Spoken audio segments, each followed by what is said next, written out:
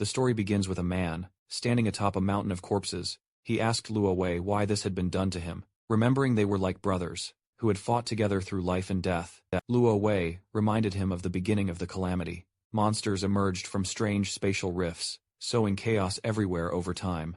These rifts were named dungeons, and those who came into contact with them gained mysterious powers, known as classes. For this reason, the class core was formed to conquer the dungeons, and they advanced triumphantly.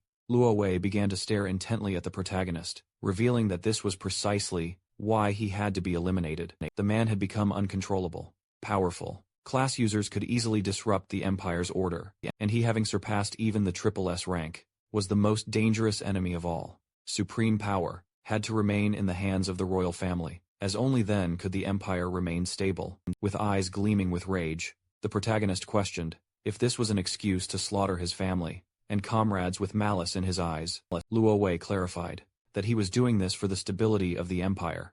Just before the protagonist could take another breath, Luo Wei triggered a powerful explosion, revealing that he had tampered with his armor long ago. The explosion would also inject a compound, poison, into his wounds. Luo Wei knew that after an SSS rank battle, the protagonist would not have the strength to resist. To ensure this, Luo Wei had prepared an entire army, considering it his final show of respect. Just before dying, the protagonist began to recall memories of the moments spent with Luo Wei at that moment. His hidden skill, Mirror World, met its activation conditions. Mirror World, an SSS rank, hidden skill, was the ultimate ability that reverted everything.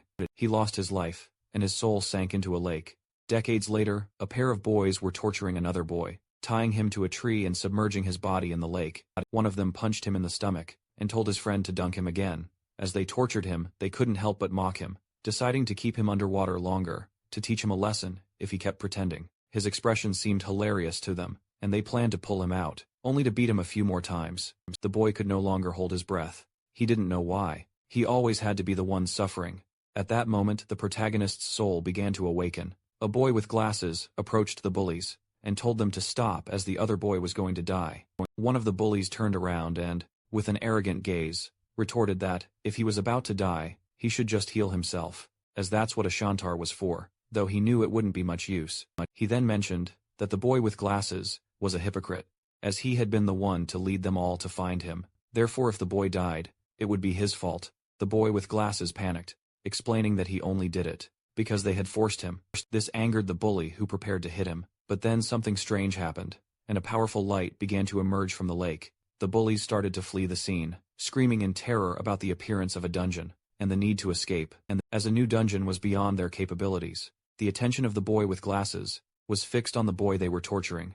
Seeing that he was still submerged in the water, he started running toward the rope, knowing he had to save him. At that moment, the lake dried up completely, and monsters began to appear.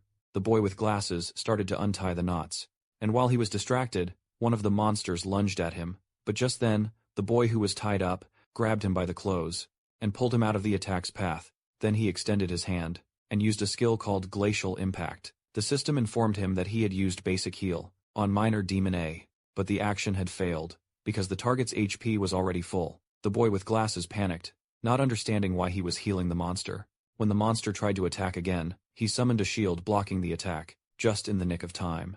When the protagonist opened the information window, he saw that his name was Yun Che, and he had the Chanter class.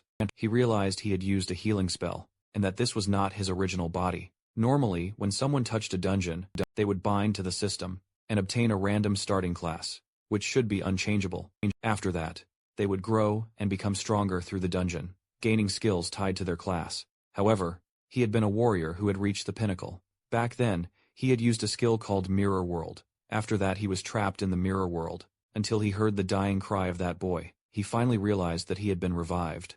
In that boy's body, this was not exactly a happy thought, but he still thanked the boy for giving him a chance. At revenge, the boy with glasses informed Yun Che that the monsters were surrounding them, and asked for immediate help, as he could only handle 3 at most. The protagonist knew his body was too weak. Even these small enemies were beyond his capabilities. At their speed, he couldn't even run. Opening his skill window, he realized they were all useless. Basic Heal restored 1 to 4 HP to a target, and Entangling Vines summoned vines to immobilize a single enemy. With a low success rate, Chanter was too specialized. Its strengths were in support, but it was outclassed in every role. It was no wonder this class was always looked down upon, for now with his old combat instincts, he could resist briefly. Yunxia dodged the monster's attack, knowing he needed a quick way out, as he would die if his stamina ran out. Now the hidden skill Mirror World was his only hope. The protagonist dodged an attack, without knowing how the skill worked, and then touched the monster, but the skill failed as the conditions were not met. He didn't know if his level was too low, or if it needed a real mirror. When he used the skill on the monster again, it failed once more due to his level being insufficient. Noticing this, he concluded that Mirror World needed a reflective surface to activate. The level issue couldn't be solved yet, so he decided to try another target. When the protagonist used the skill on the monster's weapon, it failed again due to his insufficient level. He tried the skill on a tattered loincloth, but it also failed for the same reason. The boy with glasses panicked, and told him to stop wasting time with his useless skills, as he couldn't hold on much longer. A burst of energy descended from the sky, and a monster called a malformed overlord, level 10 appeared. A boy with glasses knew they were dead. An elite monster like this required at least level 10 to be defeated. Several more bursts of energy began to descend from the sky, and his eyes widened in fear, causing him to fall to the ground. Hundreds of fierce monsters appeared before them. While the protagonist was busy using his skill, the monsters began to charge toward them. Yunche couldn't even use his skill on rocks, wondering if the level gap was too large. Then, the protagonist decided to use his skill on Xiaoji's makeshift barrier, but the system informed him that it had failed, as the skills of others could not be reversed. Upon realizing he couldn't reverse other skills, a smile spread across his face, as this meant he could reverse his own. Once the protagonist used the skill on his own ability, it revealed that Mirror World had successfully reversed his entangling vine skill. Yunxia used chaotic thorns, causing thousands of thorns to erupt from the ground. When one of the monsters tried to attack, another monster, surrounded by a red aura, struck it. Saving Xiaoji, he was somewhat confused, not knowing what was happening. But the protagonist realized that the skill's effect had been completely inverted. Instead of immobilize it, now inflicted confusion. The entangling vine skill normally entangled a single enemy, with a low chance of immobilizing it. However, its reversed upgrade, chaotic thorns, now caused thorns to lash out at a target, with a low chance of inflicting confusion. The monsters began to attack each other. This was due to the confusion status effect, which caused afflicted units to attack random targets. The protagonist couldn't help but smile, as he realized that a useless skill had become powerful after being reversed. This made him contemplate what would happen if he reversed the rest of his skills. Mirror World truly lived up to its reputation as an SSS rank hidden skill. It not only reversed the effects of skills, but also applied an overall enhancement. If he had used the non-reverted version of this skill, the success rate would be low. The duration of the restraint would only last a second, at most not reaching its current potency. Our boy grabbed a sword that was stuck in the ground, and couldn't help but wonder what would happen if he reversed his remaining skills. His attention was drawn to the skill Empowered Strike. It cost 20 mana points, had a duration of 30 seconds, and granted a 5% attack boost to one unit, with the effect ending when the unit consumed mana points. When Yunche reverted this skill, it transformed into Trick Blade. It cost 40 mana points, lasted 60 seconds, and granted a 10% attack boost for each consumption of mana points. He activated Trick Blade, and his sword began to emanate a powerful aura. He realized that each skill use granted a 10% boost in attack power. Trick Blade was active, with 60 seconds remaining on its duration. Just by activating this, any skill usage would trigger attack power increases. The potential was incredible. Yunxia leveled up, now reaching level 6. He noticed that many monsters had died from their own infighting, and realized that these monsters gave a decent amount of experience. Upon death, when one of the monsters tried to surprise attack, our boy reacted in time and blocked the attack. Yunche's attention was drawn to his own HP bar, which had 480 HP and 120 mana points. He realized that leveling up fully restored his mana points, while the monsters remained chaotic. He decided to test this Trick Blade. Yunche activated Chaotic Thorns, consuming mana points. This triggered the effect of Trick Blade, causing a rapid decrease in his mana points, while his attack repeatedly increased by a 10% boost. With each consumption he now had 12 mana points, but his Trick Blade had resulted in a 120% attack increase. With 44 seconds remaining on its duration, his eyes began to gleam, and his attention fixed on one of the monsters charging towards him. He realized that this skill broke all conventions by allowing him to reach 2.2 times his attack power so easily. When the monster attacked, our boy deflected the blow, moved behind it, and dealt a deep gash on its back, and then its stomach. Kalji was in shock. He couldn't believe this was Yun Che. Observing his movements, he wondered how a level 5 Shantar could have such capability, and since when did Shantars possess such skills? Our boy continued to fight the monsters, killing them one by one with his level 6 stats, 120 mana points, and 1 mana point regeneration per second. He realized he could theoretically reach 2.3 times his attack power. In an instant, he defeated a level 11 monster, and couldn't help but smile. He realized his current strength could barely handle these level 11 elites at that moment. A hand emerged from the ground. Yunche's attention was fixed on it, as a level 21 monster called Battle Fiend Chimera emerged from the ground and began to roar. It turned and massacred the smaller monsters in a single move. Chaoji's eyes filled with fear, while on the other hand, our boy felt somewhat surprised to see a hidden, level 21 boss in this dungeon. The boss began to charge toward our boy. When he tried to use Chaotic Thorns, the skill failed as the monster was immune to chaos. Just before the monster could attack, Chaoji stepped in front and summoned his shield. Yunxia felt somewhat surprised, and not long after, he began to see someone familiar. A blonde-haired boy called him an idiot, telling him he had asked him not to charge forward. Our boy's eyes widened. The boss attacked with force, shattering the shield Chaoji had summoned, and sending his body crashing hard against the ground. Yuncho rushed towards him. He extended his hand and began to use his skills. He activated Basic Heal on Chaoji, which restored 1 HP. This consumed mana points, leaving him with 54 points. Trick Blade activated, granting him a 10% damage boost. Immediately after, Basic Heal activated again on Chaoji, this time with a critical hit that restored 5 HP. Our boy's mana points reached 1. He considered that a chanter's healing skills were truly pathetic, and asked Xiaoji if he had any health potions. He said he had an emergency one, and our boy told him to drink it. His Trick Blade now had 85 seconds of duration left. The boss started killing the other monsters. Yunche knew he was not yet a match for this boss, but the mobs were almost all dead.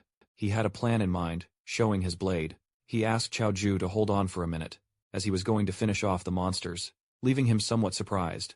Our boy moved like a thunderclap, slicing the monsters to pieces. The duration of his Trick Blade had reached 0. Yun Cha leveled up, restoring his HP and mana points to 80120. He activated Trick Blade by using Chaotic Thorns. Repeatedly, each consumption of mana points triggered the effect of Trick Blade, increasing its attack by plus on 10%. With each activation, he knew he needed at least a 400% attack boost to defeat the boss. He began to slaughter more monsters, leveling up again.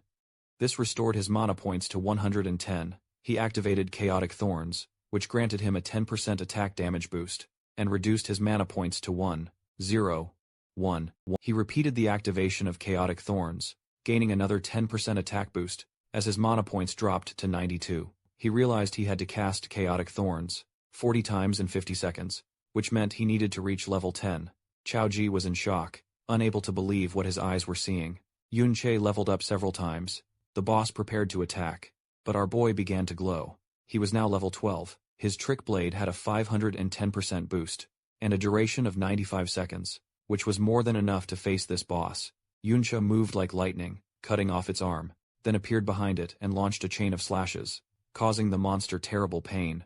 Just before it had time to react, our boy sliced its body to pieces. In the blink of an eye, he had defeated a level 21 boss that had over 10,000 HP. After killing this boss, our boy gained 3 levels. Now being level 15, Koji was in shock and didn't know if he was dreaming, wondering if a level 5 Shantar had just solo cleared an entirely new dungeon. Now that the dungeon lord had been defeated, the dungeon was cleared. He approached and asked Yunche if it was really him. The monsters dropped items, and the system prompted our boy to collect them. He wanted to know how our boy had suddenly become so strong. Our boy began to recall his past, and upon seeing Chaoji's face, he asked what his relationship was with Chao Ben Ben. Chaoji was in shock as he didn't know how Yunche knew his great-grandfather's nickname. Yuncho was somewhat surprised to learn that he was actually the great-grandson of Chao Ben Ben. He began to remember Chao Ben Ben, and his eyes filled with sadness, as all the people he knew had been killed by Luo Wei. Just before he could ask more about Chao Ben Ben, Chaoji averted his gaze and mentioned that it wasn't necessary to talk about him. At that moment, if Yun Che didn't want to answer his question, he didn't have to say anything. There was no need to humiliate him like that. Yun Cho was a bit confused, as he didn't know what was happening. Xiaoju mentioned that although he didn't know why, Yun Che had been hiding his true strength all this time, he advised that they should return to school, since the next day, the school would organize a visit to the Modern History Memorial Hall, and skipping classes would get them noticed. Yuncha couldn't help but clench his fist tightly, and feel furious. He decided to listen to him, but deep down, he knew he couldn't reveal his identity yet. If Chowdhury investigated too much, he could become suspicious. Yunxia thought about the Modern History Memorial Hall. It should have records of what happened after he died. The next day, they boarded the subway on their way to school. The students were very excited. Times had changed a lot. After being dead for so many years, the world had mutated enormously.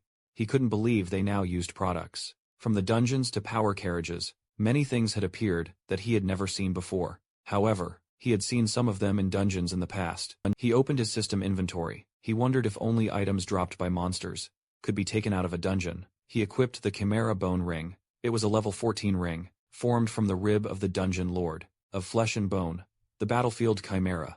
It allowed the wearer to attach a Chimera limb to their body. He took the robust physique skill book from his inventory. It was of excellent quality, a passive skill type, and its learnable class was universal. He noticed that equipment like this, and skill books, could be taken out through the inventory. They could also be bought and sold outside of dungeons. He had the resilient physique skill active. It was a passive, permanent skill that reduced incoming physical damage. Things that couldn't be stored in the inventory after defeating the Lord should have disappeared, along with the dungeon. His eyes began to gleam with confusion. He didn't know what had happened after his death. Not long after, he arrived at the Modern History Memorial Hall, and the first thing he saw was the statue of Liu Wei, the supreme ruler of the kingdom, the emperor who had ended the dungeon disasters.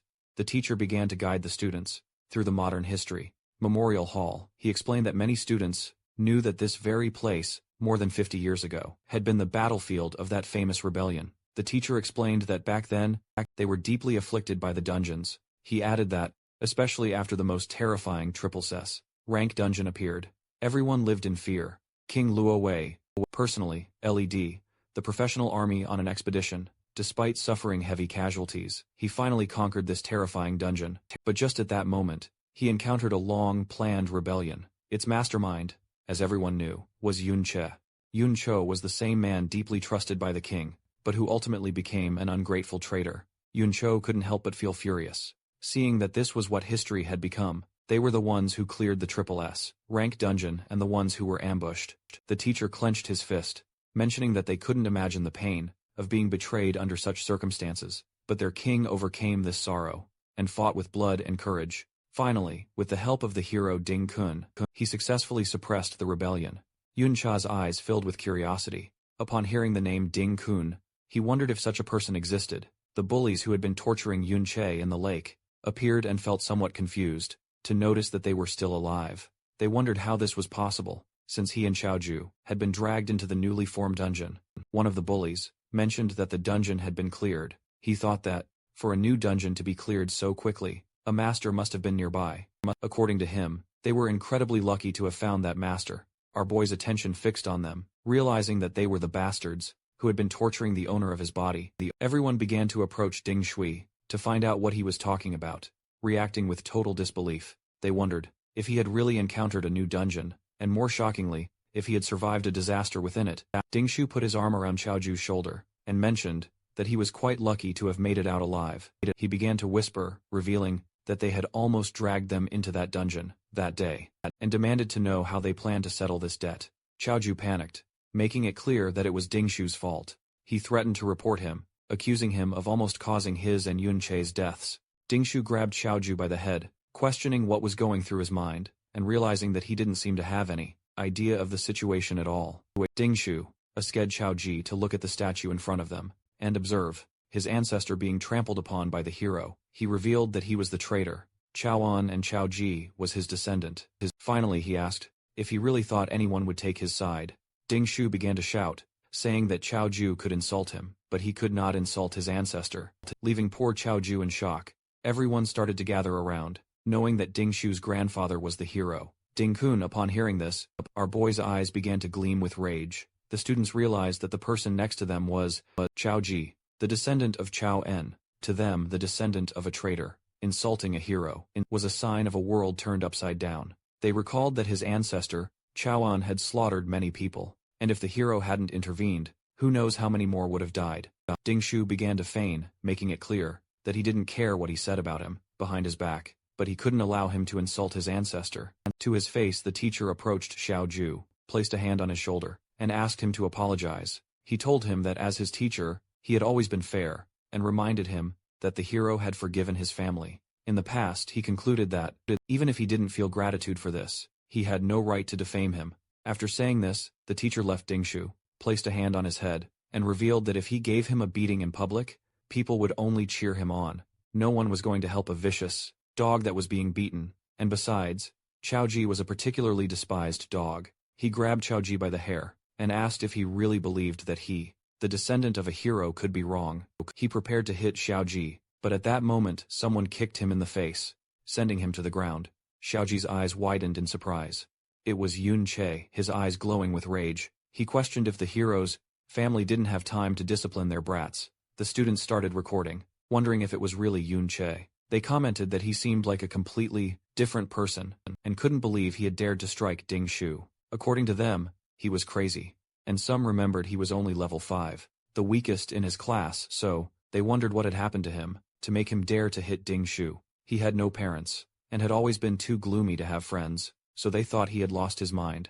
Ding Shu wiped his cheek, making it clear that Yun Che was just a punching bag, who should be grateful that Ding Shu wasn't coming after him. He couldn't believe he had still dared to attack him, while he wasn't paying attention, and he and his friends started charging towards our boy. Yun Che moved like thunder, dodging their attacks and striking them, before they could react. Ding Shu fell to his knees on the ground, and started spitting blood. The students began to murmur among themselves. Ding Shu was in shock, as he couldn't believe how fast Yun Che was. The students were somewhat confused, as they didn't know what had happened. They questioned how he had been taken down again, so easily, and if Ding Shu was, in fact, a weakling. Ding Shu exploded with rage, unable to believe how a trash tier, level 5 support could suddenly be stronger than him. Immediately he used the skill Hell, which increased his attack power by 25%. He equipped the fire-forged hammer, which granted him 314 points of attack power. He thought Yun Che had just gotten lucky, and without wasting another second, he lunged at him. Our boy moved quickly, and taking advantage of the opening, punched him in the jaw. He was using the skill Blade of Trickery, which increased his attack power by 80%. Ding Shu was in shock. Our boy kicked him, sending him crashing hard to the ground. The guard arrived, and seeing Yun Che stepping on Ding Shu, asked if there was a healer. The students were in shock. Seeing how fast Yun Che was, they remembered he was only level 5. Even the blonde girl and her friend were in shock. The guard made it clear that fighting was forbidden inside the hall, due to the risk of damaging something, and then asked the teacher why he couldn't control his students. The teacher started walking towards Yun Che. He had not only insulted a hero, but had now also dared to assault his descendant. According to him, Yun Che was shameless. The teacher unsheathed his sword, and Yun Che's attention fixed on him. Our boy used the ring, and when the teacher tried to attack, his sword shattered into pieces, leaving everyone in shock. Yun Che mentioned that they should set aside the discussion of who was shameless for a moment. He pointed out to the teacher that, although he claimed to be fair, he seemed to have only listened to Ding Shu's side of the story, and he questioned him directly, asking if he was trying to curry favor with his family. The teacher told him to stop talking nonsense, and then his gaze fixed on our boy's ring. He wondered what kind of equipment it was, since although he hadn't used his full strength, it had managed to block his attack, as a powerful aura emanated from his body. Yun Che clarified that it was just a casual comment, and added that he didn't believe the teacher was that type of person. The students were in shock, as they couldn't believe Yun Che had even been able to block the teacher's attack. The teacher promised that he would thoroughly investigate the cause of this conflict internally. He wondered where Yun Che had obtained that kind of equipment, and if he too had some kind of backing. The ring Yun Che wore was the Chimera Bone Ring, whose durability was already damaged by 37%. Despite being of epic quality, it was still just equipment, obtained from a level 21 lord, so using it against the level 35 teacher was pushing it too far. Yun Xia asked to be expelled from the hall, as punishment along with Chao Ji. Choju stood up and began to follow our boy, with a confused gaze. The students couldn't believe that Yun Che had been able to block the teacher's attack, and wondered if this was something a student could do. The teacher asked his students to use a healing spell on Ding Shu, and in the meantime our boy and Choju left the hall. He was sad as he couldn't believe that in the end, no one had survived, and Ben had been killed long ago by that so-called hero. His gaze fixed on Chao Ju, and he thought that if he asked him anything now, he would answer without thinking. And he coughed and mentioned that his knowledge of history wasn't very good, so he asked him to recount the specific deeds of that hero. Ding-kun Choji became nervous, mentioning that, although he wasn't sure if he remembered correctly, it seemed the hero Ding-kun had discovered the great villain Yun Che's conspiracy beforehand. He recounted that he had prepared an ambush near the S rank dungeon to provide support, and that was how the entire rebellion crisis was resolved. Yun Che felt somewhat surprised. He began to remember his past life and how they had been ambushed. Chao Ju explained that the hero, Ding Kun, aspired to solve the dungeon crisis since he was young, and always trained hard for it. After being promoted by the king, he fought across the country for years, saving various places from crises, like the very famous Great Cataclysm of Winterfell City. Yun Che began to gaze at the ground and ponder. The image of his past self, standing on a mountain of corpses, came to his mind. With a sad expression, Yun Che asked about the sword held by the hero's statue. Kyoji explained that it was the flowing cloud sword, and added that as the story went, it was the sword the hero had used to execute the traitor. Yun Che, it was a top-tier piece of equipment. Yun Che's eyes began to glow with rage, as they had not only stolen his glory and achievements, but had even taken his sword. Then he decided that he would kill Ding Kun first. Outside the Ding family compound, several high-level warriors were patrolling. Suddenly, the eyes of one of them began to glow, as his attention was drawn to something. Not far away, he saw Yun Che and Xiao Ju slip into an alley. He decided not to pay much attention, thinking they were just passing through the area. Noticing how alert the man was, Yun Che wondered if he was a wanderer. With a scout skill, Xiao Ju suggested to Yun Sha that they should just leave. He argued that there were too many guards, and that even if they managed to sneak in, the moment Ding Shu returned, they would be done for. Although he wanted to go and directly kill that hero, Ding Kun, he knew it wasn't possible. According to Chao Ji, Ding Kun spent all his time in a high-level dungeon. Unlike in his past life, one could not freely enter and exit dungeons now. The high-level ones were all guarded by the military, and a special pass was needed to enter. However, he was sure that Ding Kun's family must have such a pass in their home. Our boy asked if it was necessary for their family to keep so many guards, considering they were just one of dozens of branches descended from Ding Kun. Xiao Ji revealed that, after all, they were descendants of a hero, and that they also had a dungeon within their property. Our boy's eyes widened, and surprised to learn that they had a dungeon at home. Xiao Ji mentioned that low-level dungeons had long been bought and sold privately, but this was not something that people without power and influence could even dream of.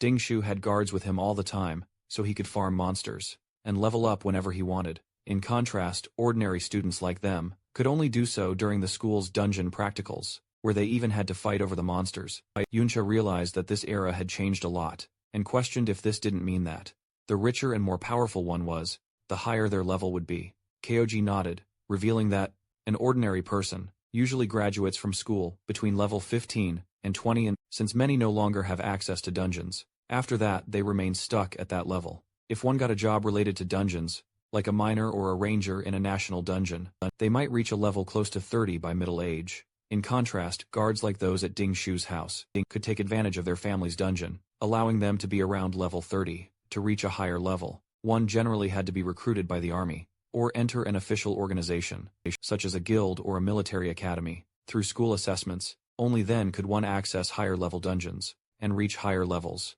Our boy knew that if he wanted to become stronger, that pass was essential. Chao suggested they just leave, arguing that the level gap was too large, and that no matter how skilled he was, he would be no match for those guards. Yuncho was aware that his current strength was far from enough to kill that hero, let alone the Supreme King. Luo Wei, who was under layers of protection, however, he knew that the scouting skills one could learn around level 30 were generally small area skills, like Eagle Eye, Enhanced Hearing, or Krat Spirit Summoning. These were not enough to cover the entire mansion compound 24 hours a day. Besides, this wasn't a life or death dungeon, and most of the guards were very complacent. He concluded that it was more than enough for him to get in. Chowder panicked. Yunxia, however, took a leap and got onto the wall, thinking that compared to the almost flawless scouting in the high-level dungeons of his past life, this was much more relaxed. Chao Gi made it clear that, even if they managed to get inside a private dungeon like this, they could be killed without any consequences. Our boy grabbed Chao Ji by the shirt and asked if he didn't want to change his life. Chojai admitted that he did, but he had planned to do it after joining a guild. Yunche then asked if he really believed that a guild could change things. For him, Chojai, the great-grandson of the traitor Cho En, Chowder's eyes filled with sadness. Our boy pulled him up onto the wall, and made it clear that a person's destiny can only be changed in the present, not by betting on a what-if, that even he himself wasn't sure of. Yuncho was not going to pass up the dungeon, right in front of him. He decided to let him decide for himself, if he wanted to follow. Choju began to sweat, and our boy pondered, wondering if the descendant would make the same choice. As his ancestor Chuju stood up, as he simply couldn't let him go to his death, Yunche told him not to make a sound, explaining that there were no traces of a summoning type scouting skill in this area. Therefore, as long as they kept their voices down, avoided their line of sight, and seized the right moment, they could easily get in. Yunche grabbed Chaoji, and following his plan, they managed to enter the Ding family compound. Chaoji's attention was fixed on a dungeon that unfolded underground. They entered the dungeon and saw two monsters, one level 6 and the other level 8. Our boy noted that the level was slightly higher than in the previous dungeon, but the number of monsters was not as high. Probably because Ding Shu's family killed them regularly. Our boy mentioned that there were only 2 small mobs, and asked him to go and give it a try. Chaoji couldn't help but feel scared and refused, stating that there was no way he could beat them. Our boy forced him to fight. The monsters attacked, and he summoned his shield to defend himself, still unable to believe that Yunche trusted him to win. Choje grew nervous and thought he shouldn't have come now. He wanted to go home. Yunche suggested he try fighting back, but Chaoji asked how. He was supposed to find an opportunity to fight back. Yunche assured him that he was watching, and nothing bad would happen. Chiaoger decided to trust him, and using his shield, he attacked. But then the other monster tried to attack from behind, but he reacted in time and dodged the attack.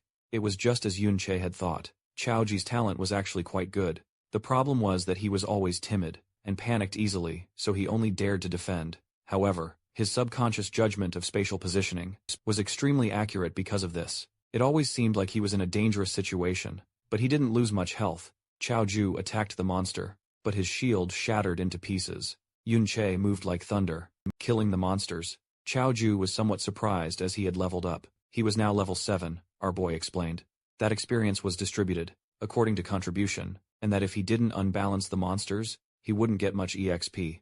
Even if Yunche was the one who killed them. Yuncho wielded the crescent full bone blade, a blade formed from the condensed resentment, in a leg bone which increased his attack power by 62, and his spiritual attack by 11. Yuncha noticed that Choji's movements were very agile, and asked him how he distributed his attribute points. Choji revealed that, except for spirit, he generally added them evenly. Our boy recalled that shield bearers didn't usually add points to agility.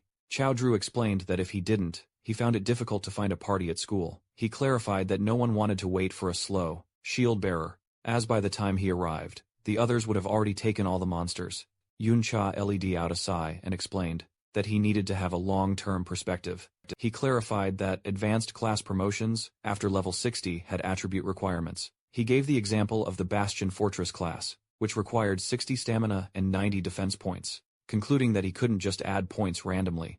Chaoga mentioned that the highest an ordinary person would ever reach in their life was level 40-something, and wondered how he could even think about level 60, as that was S rank.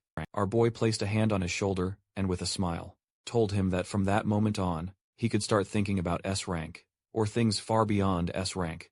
That said, he also needed to start planning his own class advancement. He reflected that his support class had only been revived, thanks to the hidden skill mirror world, and that if nothing unexpected happened, he would probably change to another class. He was in shock as he realized something stunning. His mirror world skill could be leveled up. In the Ding family's private dungeon, Yunche fought monsters with surprising speed. His trick blade skill boosted his attacks, but it ended just as he hit a level 17 zombie. Greed, demon. The monster still alive showed trick blade's power, but also its limits in long fights. Yunche's mana and stamina were low. The monster died, confirming his body couldn't handle extended battles. The fight yielded huge rewards. Yunche gained 2 levels, reaching level 17, and his health, mana and attribute points increased rapidly. He also got 2 shadow creatures, souls from elite zombies, which gave his SSS rank mirror world skill 2,000 experience points, confirming he could level it up. After the battle, Yunche collected items, pleased with the levels and mirror world experience. Suddenly sensing danger, he moved higher and saw Ding family guards patrolling more often below Chaoji. Level 8, with new gear, nervously suggested they stop. He noted fewer monsters and high guard alert. making it too risky, wondering if they were found.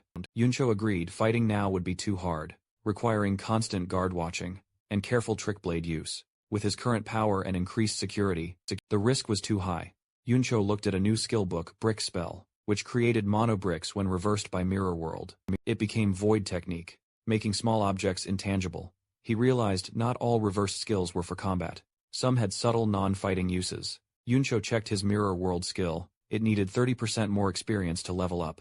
Standing on the cliff, he thought about the amazing power its reversal gave him. Even at its basic level, he felt more determined, imagining how much stronger he'd become when it leveled up with glowing eyes. Yuncho made a new plan. This dungeon offered unique Mirror World experience from its monsters. He figured killing the boss could level up the skill to level 2, a reward too good to miss. Despite guard risk, they moved quietly through the cave, hiding behind rocks, as guards used detection skills more often, making their position risky. Yuncha cautiously peered ahead and saw their target, a massive shadowed figure on a throne, bound by thick glowing purple chains. At the top of stairs, many guards protected it. This was the dungeon boss. From their hiding spot, Chao Ji was shocked to see a dungeon boss controlled like this. Yunche was less surprised, noting their school's boss was also guarded, suggesting it's common for strong groups. Yunche scanned the scene, seeing relaxed guards on the stairs. He focused on the glowing purple chains binding the boss, realizing they were powerful restraints. He quietly analyzed the situation. With so many guards, a direct attack on the boss would be suicidal and unwinnable, drawing everyone's attention. Yun Chao knew he couldn't kill the boss with all the guards, but he saw an opportunity. A guard wandered off alone. He decided to take them out one by one. Covering his face, he used Trick Blade, 150% attack boost, and ambushed the guard.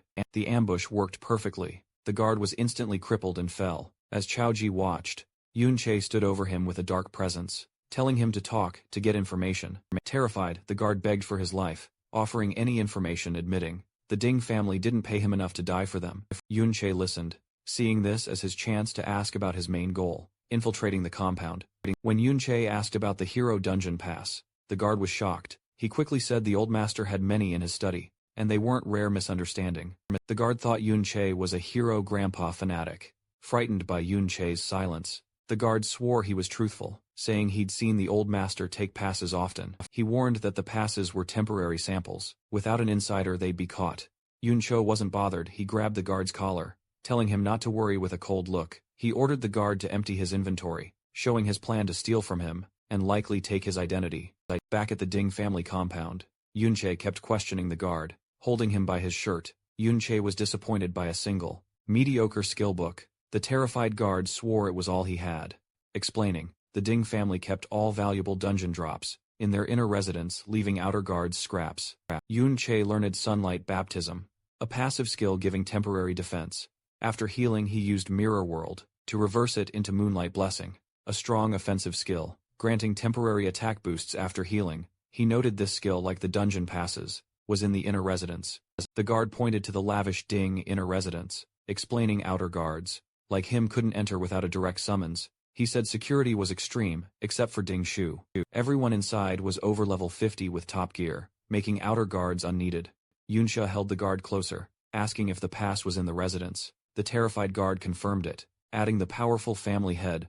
Level 42 was also there, a foe Yun Che couldn't beat. He detailed the family strength, current and second family heads, level 42 third family head, level 52, and old master level 57. He warned that if the two strongest members returned, it would be impossible after getting all the info. Yun Che knocked the guard out. He had Chao Ju wear the guard's armor as a disguise, and wait for his signal. Since the powerful family head was safe inside, Yun Che planned to lure him out.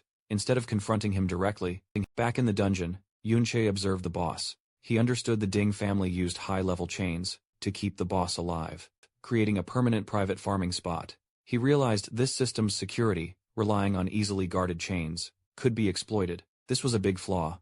Guards thought their method was safe, because no one would unlock the chains, but they didn't know Yun Che, who from his past life knew how to unlock them. He quietly approached a guard and easily undid the lock. The chains fell, and the enraged boss broke free. Going wild, guards panicked as the huge monster rampaged. This chaos was exactly what Yun Che needed, to lure the family head out of the inner residence, using the perfect method to do so. The plan worked.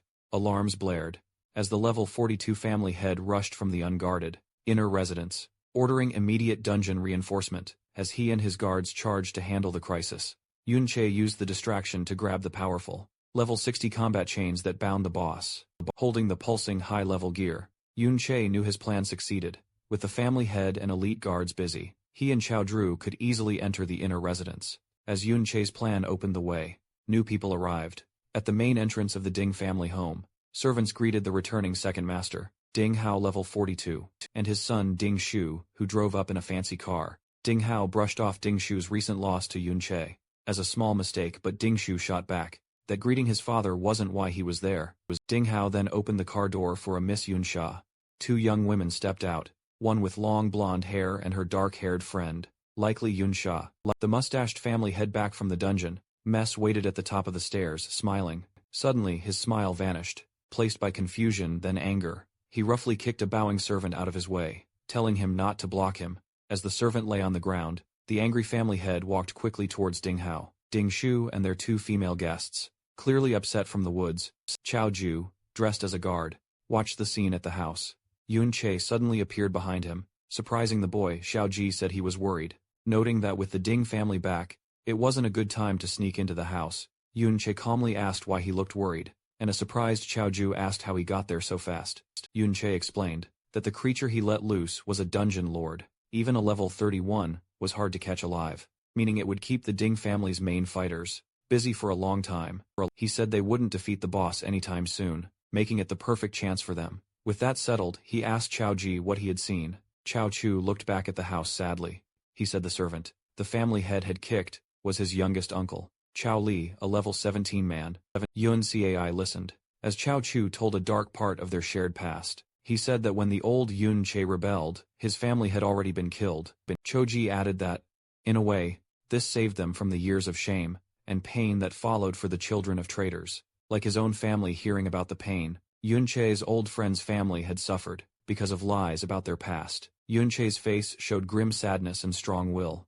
As they watched from the trees, Chao Ju continued his family's sad story. He explained that after being called traitors, the Chao family faced constant meanness from the empire. Their homes were destroyed and their lives were ruined.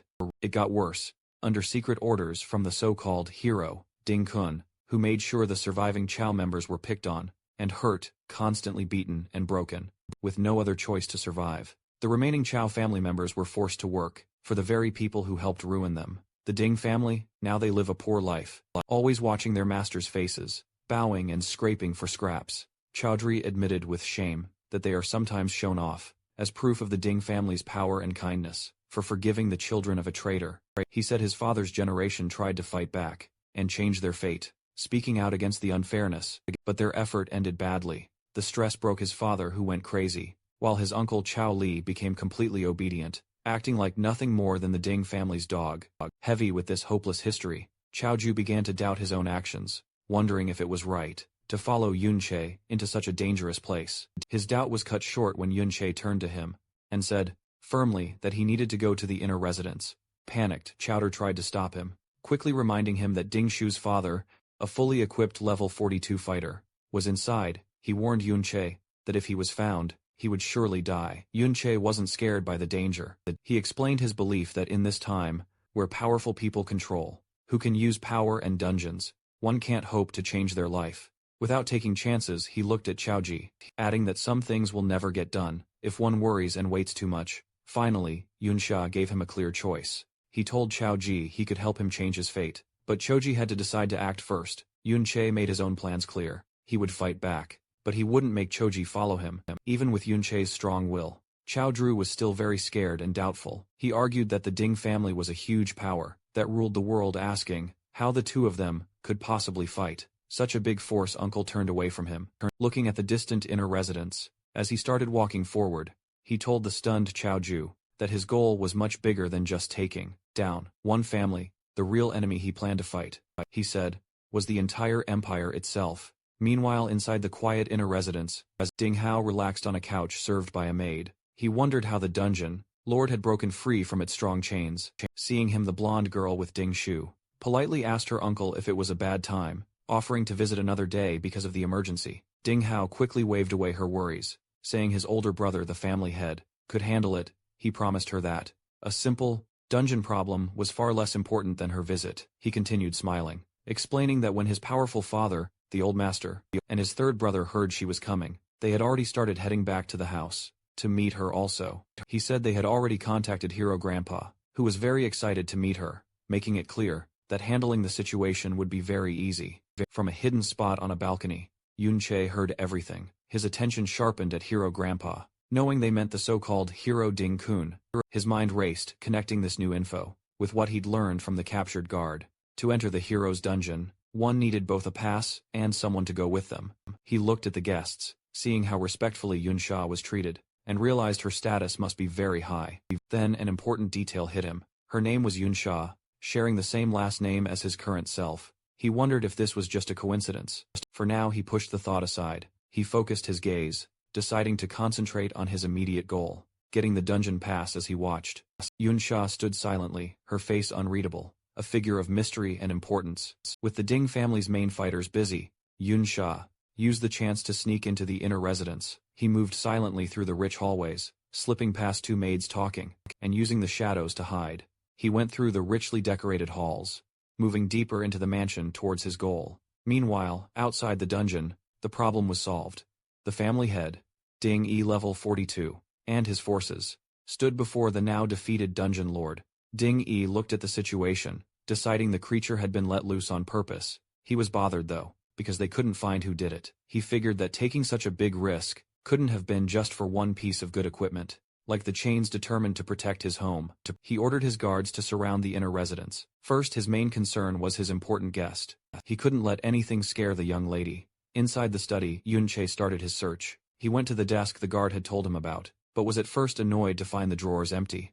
Remembering his new, non-fighting skill, he used phasing the reverse of brick spell.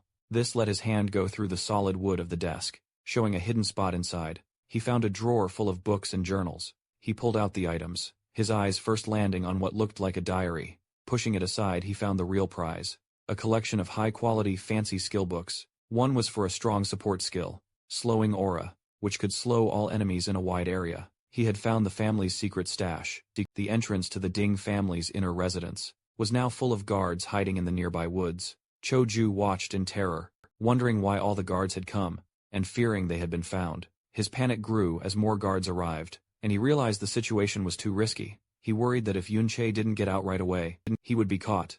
The fear of being caught brought back painful memories of his father going mad, and his family's constant suffering. His first thought was to run, to sneak away and save himself. As another guard came near his hiding spot, he was frozen by not knowing what to do. But at that key moment, Yunche's words came to his mind. He could be helped to change, but he had to make the choice himself first. Having made up his mind, Chaoji let out a loud shout, purposely getting the guards' attention. He then burst from his hiding spot and started running, leading them away from the mansion. He had made his choice. He would act as a distraction, to make sure Yunche wasn't found. From inside the mansion, Yunche saw Chaoji's brave act. With the guards distracted, he broke a window and jumped out. He felt proud, realizing that his friend had finally overcome his fear and chosen to fight against his fate.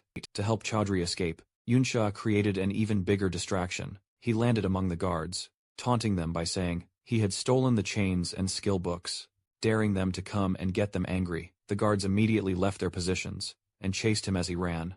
Yun Cho used the slowing aura skill he had just stolen. However, thanks to Mirror World, the skill was reversed, becoming accelerating aura, sped up himself and any friends nearby. The family head, Ding Yi, saw them running, but noticed something strange. Instead of running away from the house, they were heading back towards the dungeon. Realizing the danger, he ordered 2 of his squads to stop chasing and go back to protect the dungeon.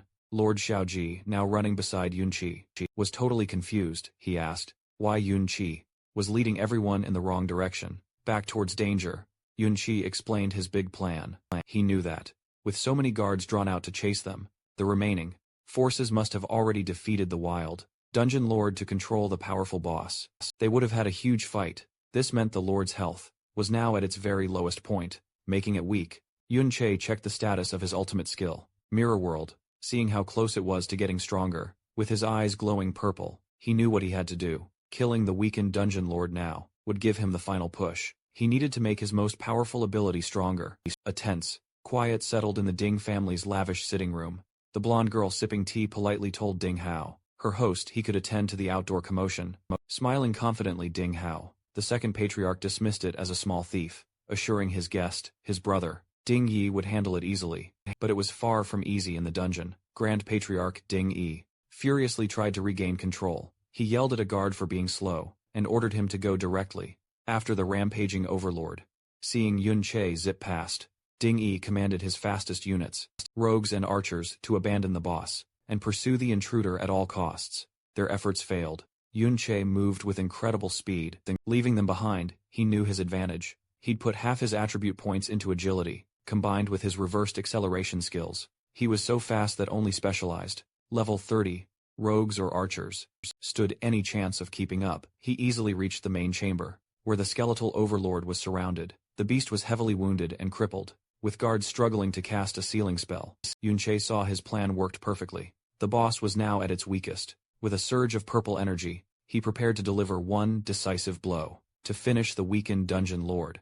As Yun Che neared, guards around the overlord spotted him. They shouted in alarm, scrambling to block his path. Before they could defend properly, Yun Che unleashed chaotic thorns. Purple thorny vines erupted from the ground. Lashing out at them, the guards were bewildered, having never seen this skill. The thorns tried to inflict a status ailment. Humans usually resist such effects, but Yun Che's skill was unnaturally potent, and several guards failed to resist it. The horrifying result afflicted guards got confusion. One mage blasted a fellow guard with a powerful spell, throwing their ranks into chaos. The other guards watched in shock, stunned by the skill's impossibly high success rate. With enemies fighting each other, Yun Che seized his chance. He blurred easily through the disorganized guards. His path was clear to his prize, the low HP overlord, ripe for the taking. The guards' defense crumbled as Yun Che slipped through. They panicked, yelling why their shields and crowd control failed, accidentally hitting allies. Yun Che noted their poor coordination, recognizing them as a motley crew, with no real team battle experience. He mused that long peace had made them soft, leading to their downfall. A guard captain tried to rally his men, insisting that if they could pin down the intruder, he'd be dead just then. First Patriarch Ding Yi arrived, commanding his men to hold Yun Che. The level 42 warrior in fiery gear declared he'd deal with the intruder personally. With his blazing weapon he leaped, preparing a devastating attack on Yun Che.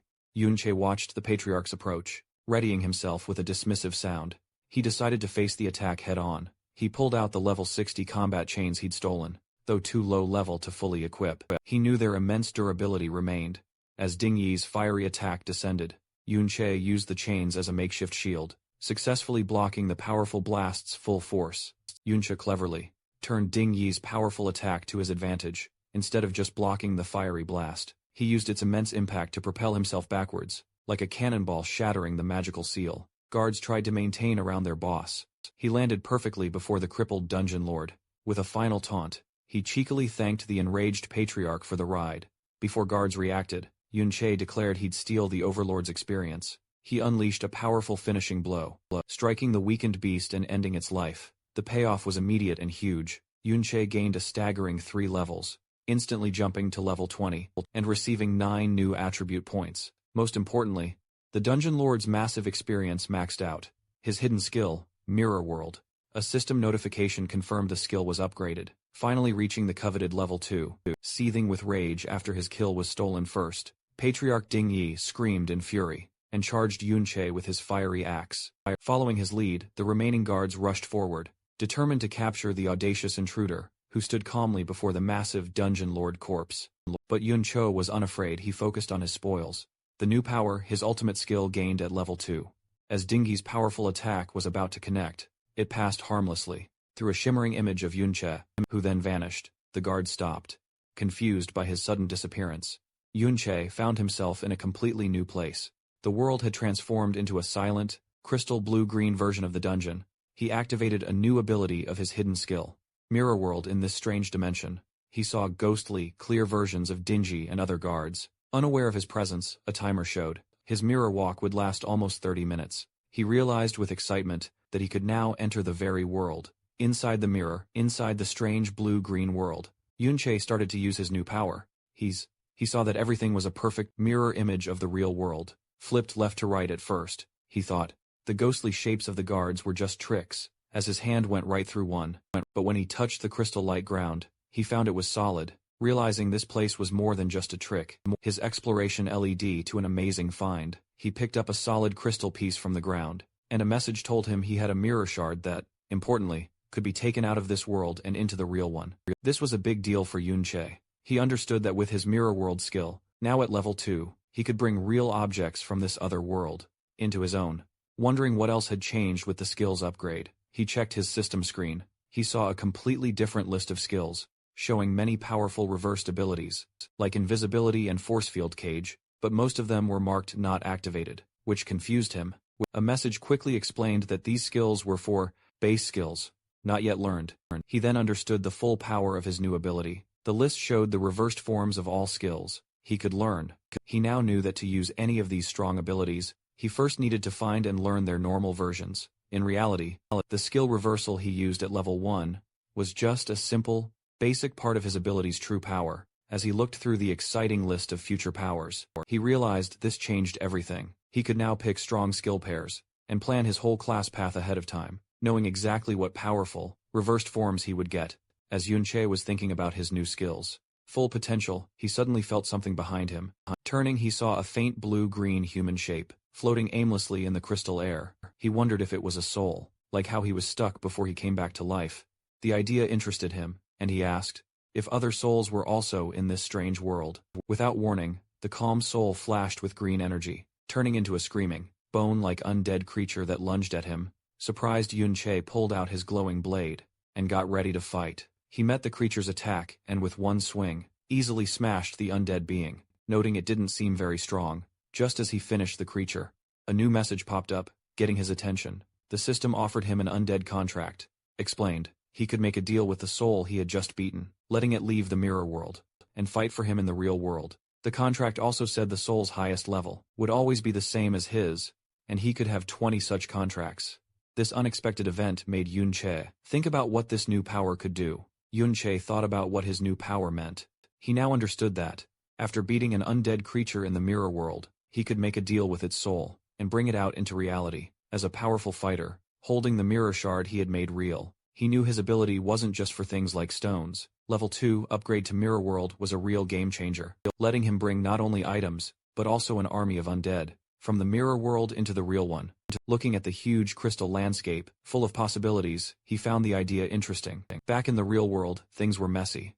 With its lord defeated, the private dungeon had vanished, leaving a stunned and confused army of guards. They couldn't understand where the intruder had gone. One captain frantically asked how he just vanished, wondering if it was a high-level rogue stealth skill. A rogue expert quickly said no, explaining their stealth had clear limits, and couldn't make someone disappear so perfectly. The lack of answers made another captain angry, and he grabbed the rogue, demanding to know how the intruder could have escaped, with so many of them there. The first patriarch, Ding Yi, was even angrier. Having lost his valuable private dungeon, he took his anger out on one of his men, grabbing the man's face and yelling that, if they couldn't find the person responsible, they would have to pay him back for the loss. Meanwhile, Yuncha's time in the mirror world was ending. As his mirror walk timer counted down, he wondered where he would show up again. Would he go back to his first spot, or were there other rules for leaving the mirror world? He got his answer a moment later, when he appeared back in the real world, in the exact same spot where he had vanished.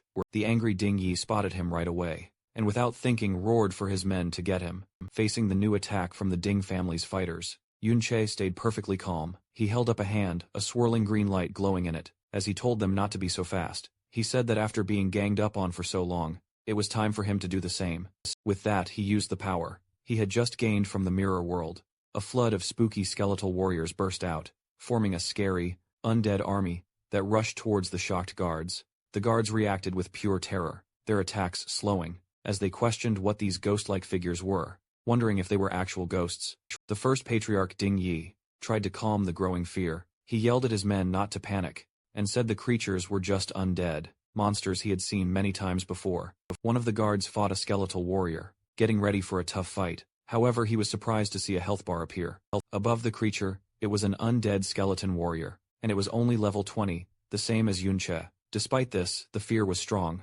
Dingy's face twisted with rage. At his men's continued hesitation to get them to fight, he promised a bonus to everyone if they attacked and caught the intruder. The idea of a reward seemed to make them brave again. But as the guards turned their attention from the undead army back to Yunche, they found he was no longer there. Confused, they looked around, wondering where he could have possibly gone. Having used his newly summoned undead as a distraction, Yunche watched the fight from a safe distance. He judged that his current army was still too weak to be truly effective.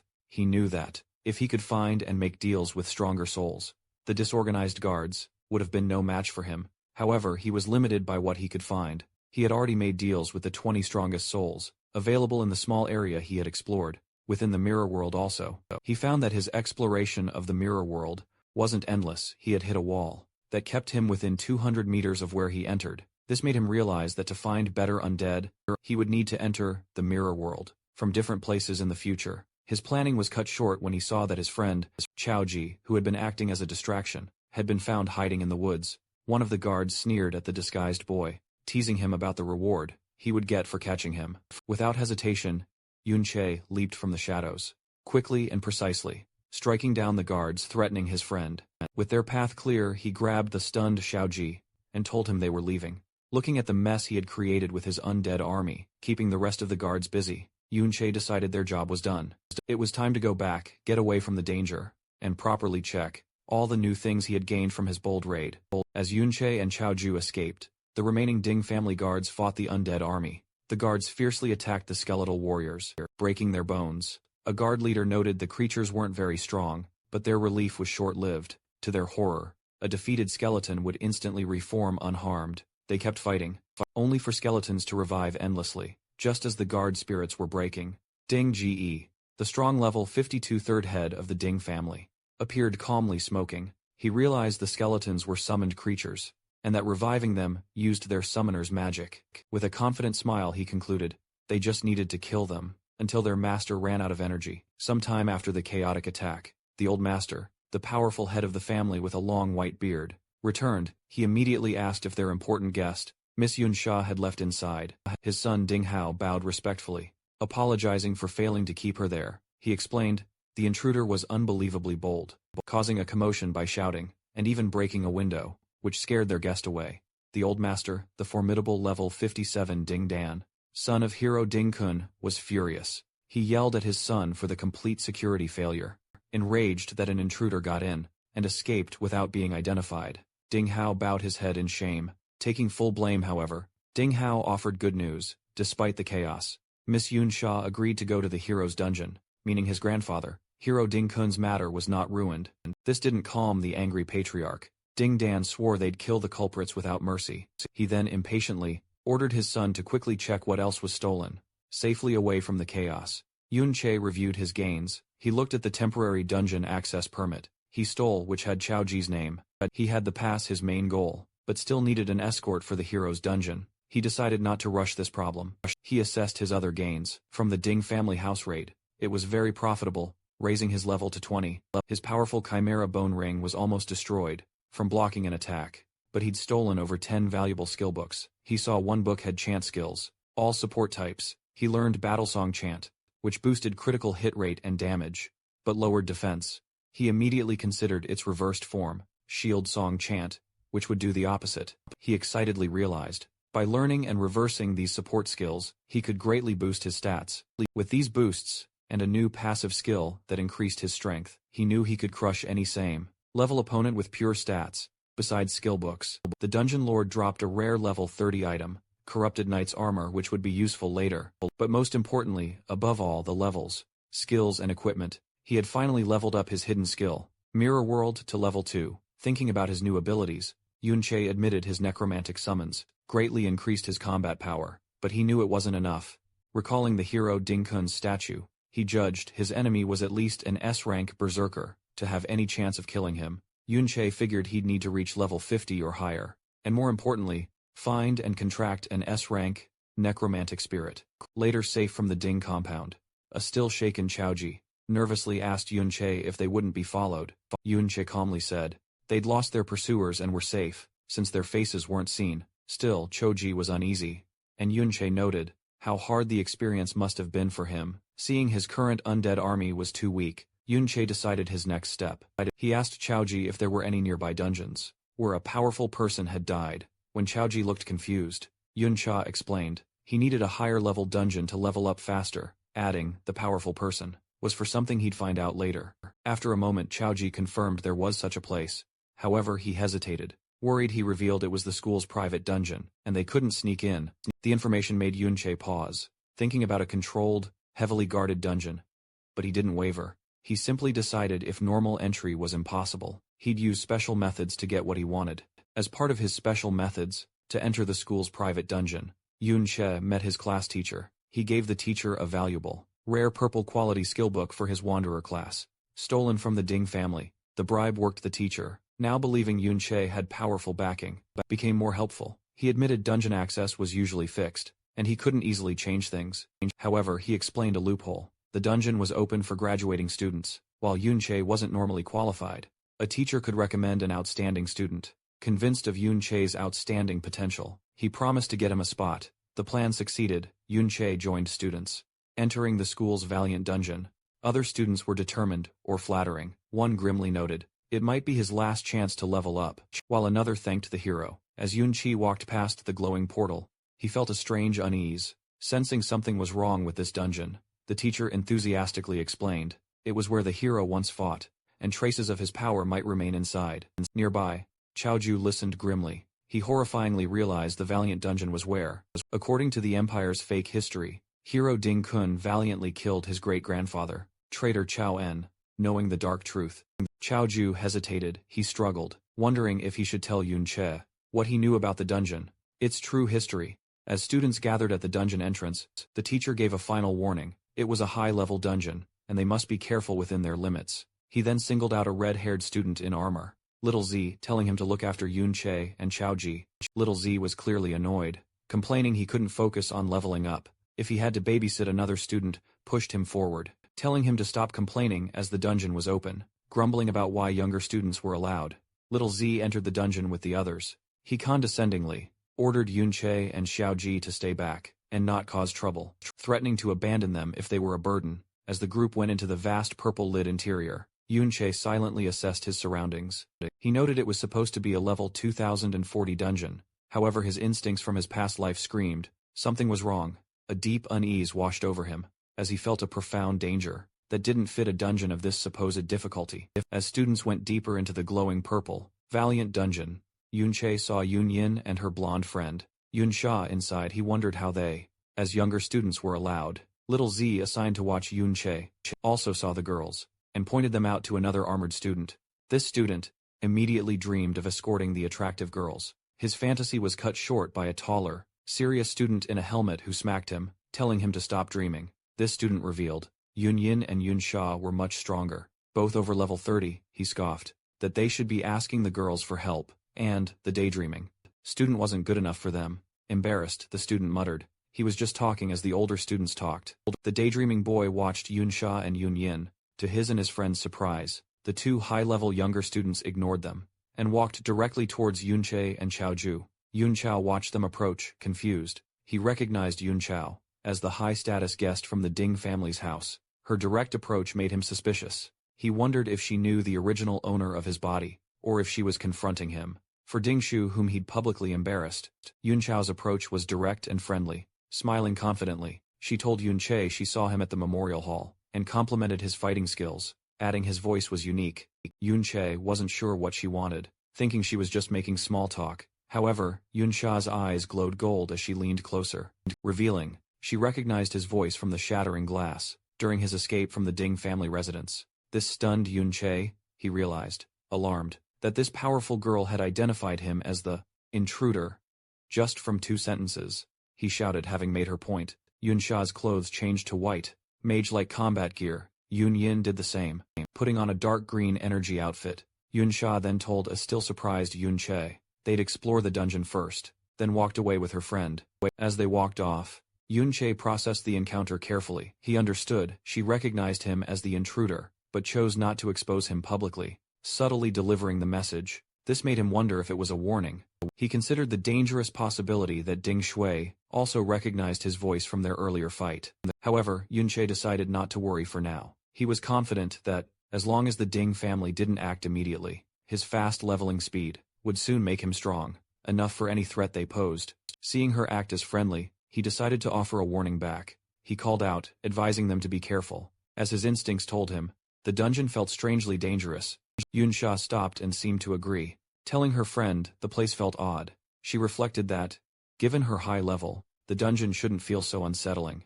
With a final knowing smile at Yunche, she thanked him for the warning. Before she and Yunyun continued, the brief, friendly talk between Yunche and the high-level girls didn't go unnoticed. The other older students watched in disbelief, gossiping about why the usually cold Yun Sha was so familiar with him. Driven by jealousy, they surrounded Yunche, asking about his relationship with her, and demanding an introduction. Not interested, Yunche cut off their questions, announcing he and Xiaoju were leaving the group to explore alone. The older students were shocked by his overconfidence, warning him that as younger students, the level 20 monsters would surely kill them. To their surprise, their supervisor, Little Z, told them to let the two go. He reasoned that for Yunche to be friendly with someone as powerful as Yun Yin, his own level must be high. When others protested, reminding him of their teacher's orders, Little Zai's true motive was revealed in his thoughts. He aggressively reminded his friends of their real reason, to find precious crystals. He didn't want to share the loot, so letting them wander off was perfect. He finalized his decision by callously telling the group to ignore them, reasoning they had distress signal guns if needed. As Yunche and Xiaoji walked away, he watched them with anger and jealousy. He couldn't understand why a plain kid got Yunxia's attention. His envy grew into dark malice. He concluded if Yunxia was so overconfident, he deserved to die. Sometime after Yunxia and others entered the dungeon, an angry Ding Shu arrived at the entrance. A male staff member and a woman asked him what he was doing. Filled with rage, Ding Shu grabbed the man's shirt, asking if a team had just gone inside. The staff member demanded to know what he planned to do. This fight came after a frustrating meeting Ding Shu had with his family elders. When he tried to tell them, Yunche and Xiaoju were the intruders who raided their home. His father, Ding Hao, dismissed him. He coldly told him not to blame them for his public humiliation, as he had no time for such small matters. Ding Shuai strongly insisted. He recognized their voices from the raid. However, Ding Gai was doubtful, pointing out the intruders were too skilled to be mere students, easily escaping many guards.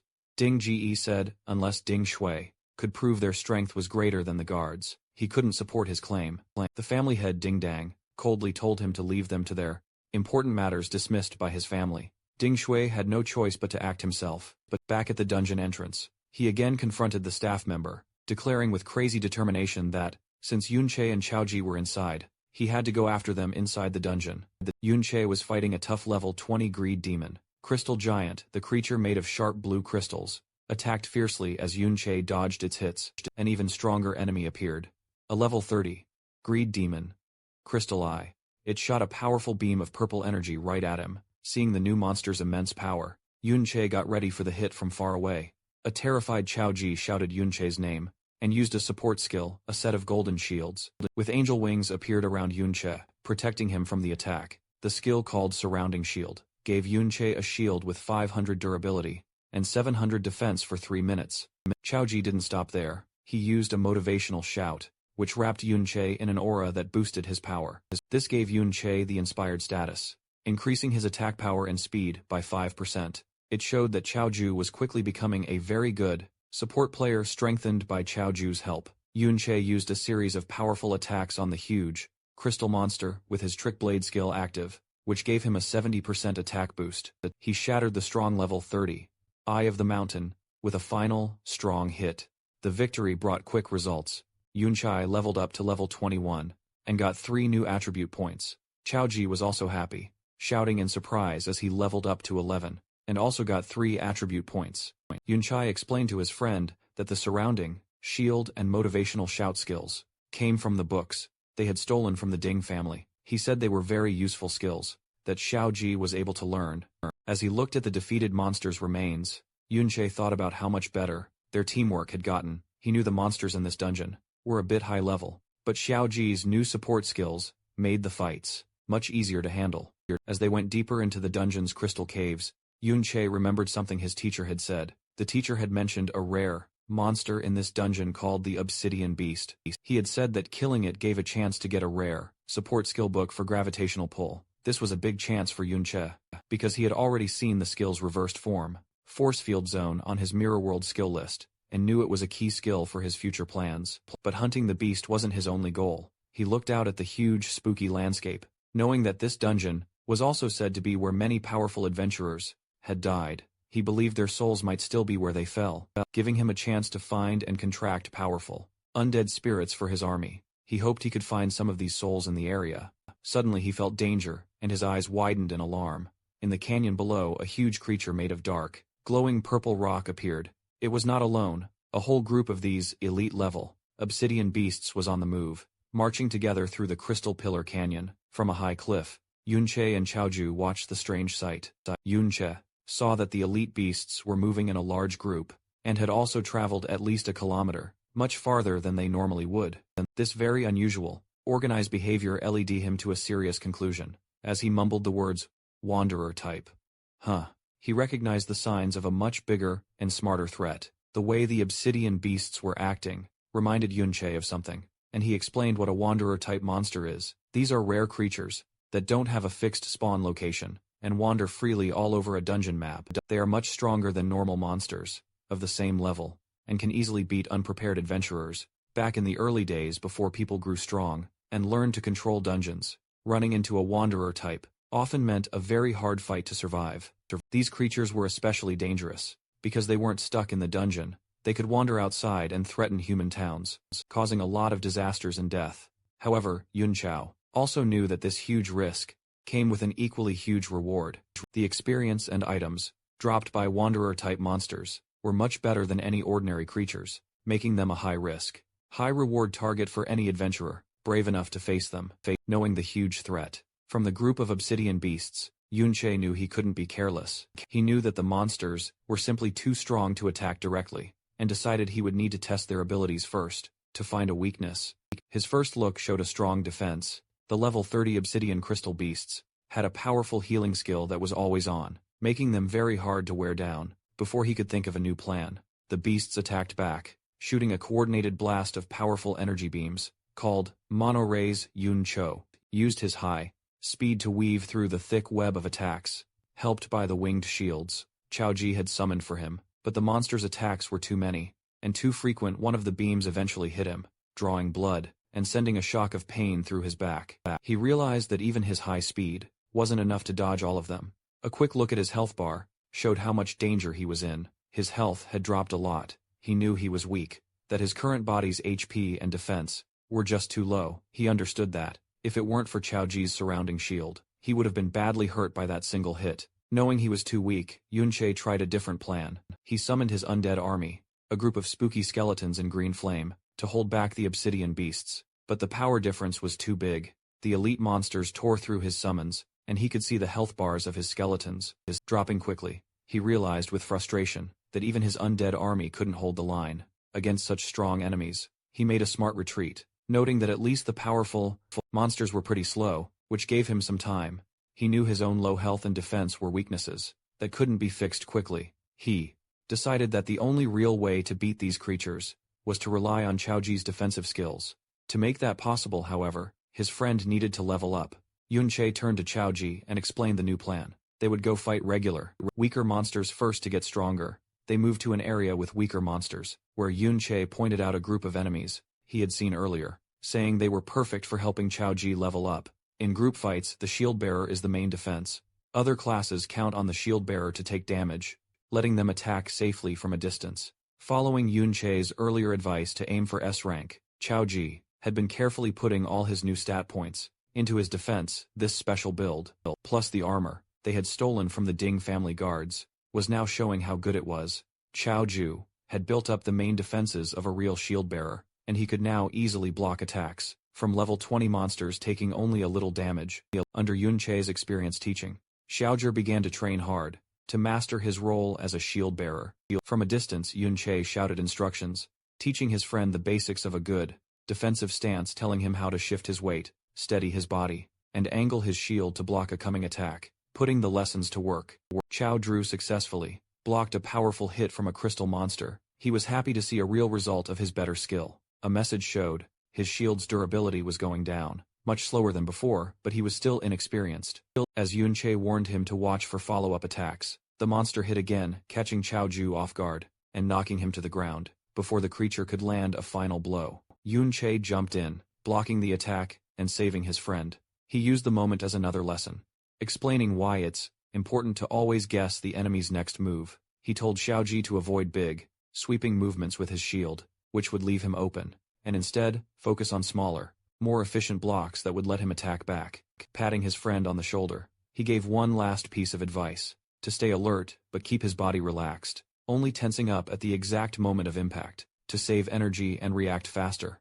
The training continued without stopping. With a final encouraging pat on Xiaoji's armor, Yunche told him to keep up the good work. He stood behind his friend, always giving support and teaching him, another key lesson for a shield bearer, to always keep an eye on the teammates behind them. Hearing this, a look of quiet determination appeared on Xiao Ji's face. They put their training to use. Fighting side by side against the dungeon's monsters, Yunche reminded his friend of a main rule of fighting: when stats are close, it is better skill that decides who wins. Their teamwork paid off after beating another monster. Yunche leveled up once more. Reaching level 22, he was happy with their progress. Now that Xiaoju could face enemies with confidence, it meant they could fight more efficiently, letting Yunche gain experience at a much faster rate. The biggest growth, however, was for Xiaoji, who excitedly announced that he had finally reached the important level of 15. Reaching this level was a key moment. Xiaoji could now learn a new powerful skill from one of the books they had stolen. He held up the glowing rare skill book for shield armor, a skill that would add an outer layer of armor to his shield. This would give it huge amounts of durability and defense that grew with his own stats, making him an even stronger tank. With his level high enough, Chuji learned the shield armor skill, which was the last skill book he could use, from the Ding family's collection. The new ability appeared as a layer of glowing, green armor over his summoned shield, greatly improving its defensive power. Yunche also noted that the skill's defensive boost would be a huge help when they faced the obsidian beasts again. Meanwhile, in another part of the Crystal Pillar Canyon, a group of 3 men from the school's teaching team were watching the same group of elite obsidian beasts that Yunche and Xiaoji had seen earlier. The teachers were confused by the huge number of elite-level wanderer types gathered in one place. They decided that the monsters were far too dangerous for the students, and that they needed to be killed. However, they knew how hard the job would be. While they were sure they could handle regular level 30 monsters, the elite-level wanderer types were a completely different story, much more powerful and unpredictable. Their discussion was cut short when they saw a student's distress signal flare up in the sky, forced to change their plans.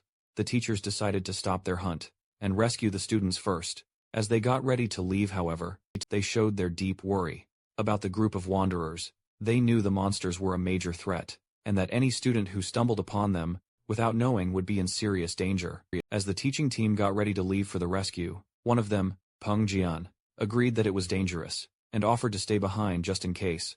The team leader Lei Lei was about to agree, when they were interrupted by Yunche and Xiaoju. Suddenly appearing, Yunche shared his own worry, suggesting that he and Xiaoju could keep watch on the group of wanderers. Instead, he reasoned that, if the rescue party ran into another group of powerful monsters, 2 teachers alone might not be enough to handle the situation. He walked up to the surprised teachers and calmly explained his idea. He told them that the wanderer types were not very fast, and more importantly, had not noticed their presence yet. He promised them that, as long as he and Xiaoju kept a safe distance and simply watched, they would be perfectly fine, and urged the teachers to go on ahead without worry. After hesitating for a moment, the teachers agreed to the plan. However, before they left, Lei Lei gave Yunche a very serious warning. He stressed that the monsters were extremely dangerous, and that Yunche and Xiaoju must absolutely not act on their own or try to fight them. He repeated that they must stay hidden, because if the powerful creatures spotted them, they would have no chance of escape. As the teachers hurried away, one of them yelled a final, desperate warning for Yunche to hide well, telling him he would have no way to escape if the monsters found him. But Yunche had no plans to hide. As soon as the teachers were gone, he started his own attack on the group of obsidian beasts, confidently saying that it was the monsters who wouldn't be able to escape. From him, he put their new plan into action. He summoned his undead army to act as a front line, taking the first wave of mana ray attacks from the powerful beasts. This time, however, the skeletons were not alone. Qiao Ji, who was now a very strong tank, used both his surround shield and his new shield armor skills. This created a super strong defensive wall to protect the skeletons. The powerful energy beams, which had been a big threat before, now hit the strong shields without doing any damage, barely even scratching the undead warriors. They were protecting with the monster's attention. On his unbreakable front line, Yunche moved through the chaos and started his own fierce attack. He landed a series of very strong hits, breaking the crystal bodies of the elite-level monsters. With just his fists, he focused his attacks on one radiant crystal monster, watching its health bar get smaller with each hit. With a final sharp blow, he broke the creature's core, and the strong level 30 beast fell down defeated. It dropped a beam of light, which meant there was valuable loot. After successfully beating one of the powerful, wanderer-type monsters, Yunche felt good. He noticed that he was getting more and more used to his new support class, skillfully using his own attacks. With Chaoji's defenses and his undead army, however, he knew his current power level was still much weaker than what he had in his past life. While his reversed skills let him increase his attack power a lot, he was still held back by the naturally low base attack of a support class. He wished he had a way to increase his basic damage even more. He thought about his other gains from the battle, like the titles he had earned for beating powerful monsters. The victory had also given him another level up, and he was happy to see just how much experience the rare elite-level monsters gave. As he walked up to the monster's body to pick up the dropped items, a message confirmed he had successfully gotten the valuable rewards. As Yunche looked at the loot from the defeated monster, his eyes widened in surprise. He had gotten a powerful weapon with high attack, a huge glowing pink crystal long sword that gave him a massive +5, 52 bonus to his attack power. A slow smile appeared on his face as he realized this was the perfect answer to his problem. This one weapon would be more than enough to make up for his class's naturally low base attack power. He equipped the sword, and it changed in his hands, becoming a larger, more threatening blade that crackled with dark, purple energy. With this new power, he was sure that future fights would be much easier. However, his luck wasn't perfect. He looked at the other item that dropped, a skill book, but was disappointed to see it wasn't the specific gravitational pull skill he had been hoping to find. He guessed that the chance of that particular skill dropping must not be very high. As he stood on the cliff edge, wishing for better luck and a chance to hunt more of the high reward wanderer monsters, his thoughts were cut short. A bright red firework-like explosion suddenly lit up the sky in the distance, and it immediately caught his attention. Yunxia right away recognized the flare in the sky. It wasn't just any distress signal, it was the special kind of flare that only the school's teacher teams had, which meant they were in serious trouble. The teachers who had gone to what they thought was a student's distress call found themselves in a very bad situation. They had stumbled upon a huge group of the elite, wanderer-type monsters, all gathered around a single cave entrance. They couldn't understand why so many of the powerful creatures were all there. Soon after Yunche, Chao Ju, Yunsha and Yunyin also arrived. They were just as confused by the huge number of monsters gathered in one place. One of the teachers explained that they had just arrived after seeing the signal and didn't know what was happening yet. He pointed towards the cave, explaining that the signal was coming from inside, and that the students they had come to rescue must be trapped in there. Another teacher explained their bad situation. They were trying to organize a rescue, but the group of monsters was simply too big. Even with all the teachers together, they didn't have enough people to break through. Seeing the powerful Yunsha and Yunyin arrive, one of the teachers looked to them for help, saying it would be a great help if they could assist in the rescue.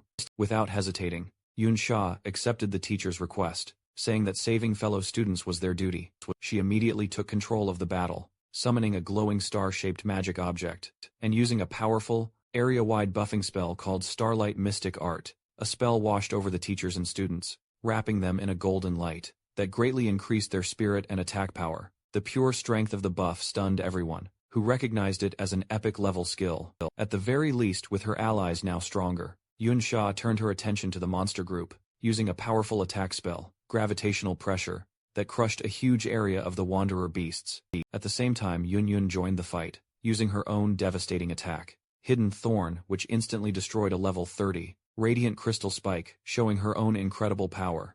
The combined strength of their attacks was amazing. The other students and teachers could only watch in awe as the once unbeatable monster group was destroyed. One of the students said that, with this level of power on their side, they should be able to rescue the trapped people now, and he praised the amazing strength of Yunyun and Yunsha. Watching the incredible display of power from Yunsha and Yunyun, Yunche was very impressed. He noted that not only was their equipment top level, but their skills were as well. He concluded that with their help, the rescue would succeed without any problems, even if he wasn't there. With the immediate problem handled, Yunche's attention turned to the bigger mystery. As the rescue team moved toward the cave, he wondered, what could have possibly attracted so many powerful, wanderer-type monsters to gather in this specific spot? deciding to investigate on his own. He told Xiaoji to stay with the main group, while he went ahead to scout. Yunche then used his newly upgraded ability, Mirror Walk, and phased out of reality, and into the parallel mirror dimension. He looked at the strange purple-colored landscape, realizing that the dungeon's crystal structure gave him plenty of reflective surfaces, letting him enter the mirror world at any time. However, he also knew there were limits to this power. He hadn't yet figured out how to leave the dimension whenever he wanted, remembering how he was thrown out when the timer ran out during his raid on the Ding family's house, and he couldn't get back in. As he moved through the mirror version of the cave, passing by the ghostly, untouchable phantoms of the other adventurers, he noticed something strange. The people had phantoms, but the monsters did not. Looking closer, he saw that the bodies of the monsters he had killed before existed physically in this dimension. This led him to a key understanding of his abilities, rules besides himself. It seemed that other, living things, did not have a physical form in the mirror world, only their dead bodies. Moving silently and unseen through the mirror world, Yun Che followed the ghostly phantoms of the other adventurers into the cave. He quickly recognized them as the group of senior students, including the one called Little Z. He figured that they must have been the ones who attracted the huge group of wanderer monsters, and finding themselves overwhelmed, had fired the distress signal. From where he was, he could see they were using the narrow space of the cave to hold their ground, which should keep them safe for a short time. However, the main mystery was still there. What could possibly be inside the cave that would attract so many of these powerful creatures? He kept going, moving deeper into the mirror version of the cave to investigate the confusing crystal landscape. Made it hard to find his way, with the endless reflections, making it difficult to judge things. Suddenly he froze, his eyes widening in shock and disbelief. He had found something completely unexpected, something that shouldn't be in a place like this at all. As he went deeper into the cave in the mirror world, Yunche's eyes widened. He had found the dungeon's true treasure, a huge vein of special glowing green crystal ore. Now he understood why Little Z and his group had risked so much to come here. Dungeons often have special resources that don't exist in the real world, which are used to make powerful and unique equipment. The green ores were one such resource, worth far more than gold. As he looked at a green crystal, a message popped up, calling it a mirror image crystal ore. The message confirmed he could loot it and take it out of the mirror world, but more importantly, it asked him return to the real world from here. This was a huge discovery. To check his idea, he touched a different, normal blue crystal and saw the same message. A slow, smart smile appeared on his face as he realized what his ability could do. He now understood that, as long as he could find any mirrored surface, he could use it as his own personal exit, to return to the real world whenever he wanted. As he walked among the glowing green crystals, Yunche picked up a piece of the valuable ore. He thought about his newly upgraded skill, knowing there was still much more to learn about its full power, and that he would need to find a good chance to study it. For now, however, he decided to focus on exploring the huge crystal vein he had found. As he went deeper, he was shocked by how much treasure there was. The amount of ore was huge, a massive deposit that would be enough to make any normal person who mined it a billionaire. This amazing sight finally solved the mystery that had been bothering him. He now understood why so many powerful, wanderer-type monsters had gathered at the entrance to this cave. They were drawn to and probably guarding this incredibly valuable resource. Back in the real world, the rescue was happening. Yunsha kept using powerful spells, like gravitational pressure, to crush the wanderer monsters, while Yunyin followed up with her own deadly, dual blade dance that tore through the remaining enemies. Not happy with just helping her allies, Yunsha also showed her own attack power, with Star Rain Art, a devastating spell that hit a wide area. Students and teachers watching were completely stunned, wondering if all of the girls' skills were epic level, as their power was much greater than the teachers. With a final, huge cross-shaped slash, the last of the wanderer beasts at the cave entrance was destroyed. The path was now clear for the rescue team to go in and get the trapped senior students, who were huddled together, tired but alive, as the rescue party led them out. One of the seniors, Little Zai, said he was very relieved, saying that he thought he was going to die in the cave. However, the always careful Yunyun was quick to stop his relief, warning him not to relax. She pointed out that they still had to fight their way out of the dungeon, and that everyone was already tired from the last battle. Yunsha agreed, but added with a confident smile that with their help, the escape should be much easier than their last struggle. As the rescued senior students were being led out of the cave, Yunsha's eyes suddenly widened, look of surprise and worry on her face, as she sensed something was wrong. Her bad feeling was right, as the students behind her let out terrified screams. The reason for their terror was a horrifying sight, that the path ahead, which had been cleared just moments before, was once again full of an unbelievably large group of the elite, wanderer-type monsters. It was as if every single wanderer in the whole dungeon had suddenly gathered in this one spot, completely blocking their path to safety, while the rescue team was being swamped by the sudden return of the wanderer group. In the real world, Yunche was continuing his solo exploration of the other mirror world. He moved through the confusing, maze-like paths of the crystal cave, his way lit by the strange green glow of the special ore veins. Suddenly he stopped, his eyes widening in complete disbelief at what was in front of him. He had stumbled upon an amazing sight, a huge tree-like crystal formation that reached the top of the cave, and at its very top, a brightly glowing star-shaped crystal core pulsed with immense energy. He immediately knew what it was, the dungeon's legendary secret treasure. As he got closer to the core, he remembered the stories about such items. If the different crystal ores were the dungeon's special products, then this crystal core was the ultimate prize, the dungeon's one and only secret treasure. These treasures are the condensed form of all the special products in a dungeon, taking a very long and unknown amount of time to form. They are so rare that a normal person might never see one in their whole life. Most importantly, every secret treasure, without fail, has a unique and powerful special effect. As Yunche reached out to touch the glowing object, he knew he had found the true heart of the valiant dungeon. With a happy smile, Yunche reached out to the glowing green crystal core he had found. A system window appeared, naming the item as the Mirror Image Crystal Core. It was a unique quality secret treasure that, when used, would permanently give a plus 110 boost to stamina, a plus 0.5 increase to mana recovery speed, and a 20% reduction in damage from light and electric-type attacks. The description also said that it was a copy of the true secret treasure. Yunche was thrilled with the discovery. He understood that the increase in stamina would greatly boost his maximum health, while the faster mana recovery meant he could use his powerful trick blade skill more often, increasing his damage. With a smart grin, he focused on what he thought was the most important effect, the 20% damage reduction for light and electric types. He knew that percentage-based damage reduction was an incredibly rare and valuable effect even among the very best equipment. To make it even better as a consumable secret treasure, it wouldn't even take up one of his valuable equipment slots. However, as he held the treasure, a strange thought came to him.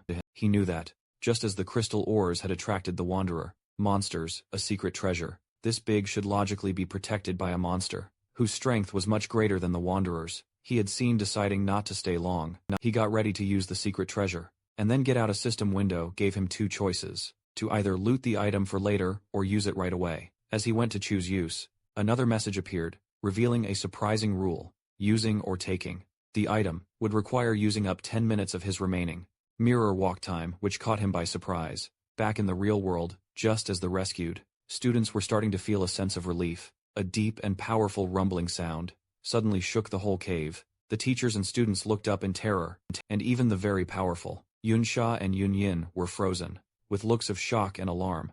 From behind the huge crystal formations, a new huge threat appeared. It was a giant monster, a much larger and more threatening version of the Wanderer beasts they had just fought, crackling with dark purple energy, and making everything else in the cave look small. The group immediately understood the horrifying truth of their situation. They had stumbled upon the Lord of the Wanderer species, a powerful hidden boss of the dungeon. The teachers and students knew how bad their situation was. They were facing a wandering lord, a rare hidden boss that was separate from the dungeon's main boss. A creature like this is much stronger than a normal boss, and this one, with its huge army of elite followers, was a threat they couldn't hope to fight against. Panic started to spread. One of the students cried out in fear, saying he thought wandering lords only showed up in high-level dungeons. The fear was spreading, and the others began to lose hope, believing they were all going to die, just as they were about to fall apart. Yunsha's calm, strong voice cut through the chaos. She told everyone to calm down, reminding them that the most important thing was to work together, to escape, taking control. She pointed to a narrow canyon, saying it was their only way out of the basin they were trapped in. She explained a clear plan. As long as they could break through the line of monsters and get out of the basin, their faster speed would let them get away easily. With a final encouraging shout, she used her powerful starlight mystic art, again strengthening the whole group. She ordered everyone not to hold back, and to push forward with all their power towards the canyon exit. Inspired by Yunsha's leadership, the teaching team leader Lei Li jumped into action. saying they had to at least get the students out safely. He turned on his light refracting shield. He announced that the teachers would take turns, leading the attack with him going first, and he rushed into the group of monsters to make a path. The other teachers and students followed close behind, their combined attacks creating a powerful push forward. Support. Class members cast healing and defensive spells on the frontline fighters, making sure they could keep moving. Surrounded on all sides, the group formed a tight defensive circle, slowly but surely pushing their way towards the canyon exit. As the teachers urged them to hold on, just as it seemed they might break through, the huge Wandering Lord stepped in. It LED out a mighty roar, a skill called Battle Cry Rally. In response, the regular crystal monsters from all over the dungeon, which had been inactive before, suddenly started moving and began marching towards the basin.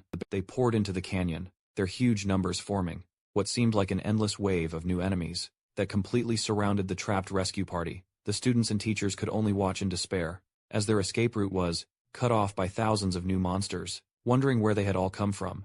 The already bad situation for the students and teachers got even worse. The huge Wandering Lord used a new ability called Crystal Aura. A massive red aura surrounded all the nearby monsters, strengthening them with a huge 20% increase to their health, attack power, and defense. The students on the front line were immediately beaten, crying out in shock at how much the monsters' attack power had suddenly increased. A stronger group quickly got its first victim. A teacher was pierced by several energy beams, screaming that the damage was too high to be healed, before he was completely beaten by the attacks and killed. A nearby student shouted in horror, announcing that a teacher was dead, as panic threatened to break them apart. Yunsha took control once more. She ordered the shield guards to the front, to form a defensive line, and told the priests to focus their healing on the shield bearers, to keep them standing even with her strong commands. Yunsha knew their situation was very bad. She thought that everyone was already tired, and they were now just barely holding on. Most terrifying of all, she realized that the Wandering Lord itself had not yet really started to fight, and they were already being pushed to their limit by its strengthened followers alone. Even with their best efforts, the combined forces of the students and teachers were no match for the strengthened, endless group of monsters. One of the teachers, his face serious, said that their efforts were useless, and that they couldn't possibly break through. At this rate, seeing that a group defense was pointless, one of the more cowardly teachers decided to leave the group. He turned on a stealth skill, saying that it was every man for himself now. He tried to run, attempting to sneak past the monsters and escape on his own. The teacher, Lei Li, shouted after him, warning him that his stealth skill wouldn't last long enough for him to get away. His warning turned out to be tragically true.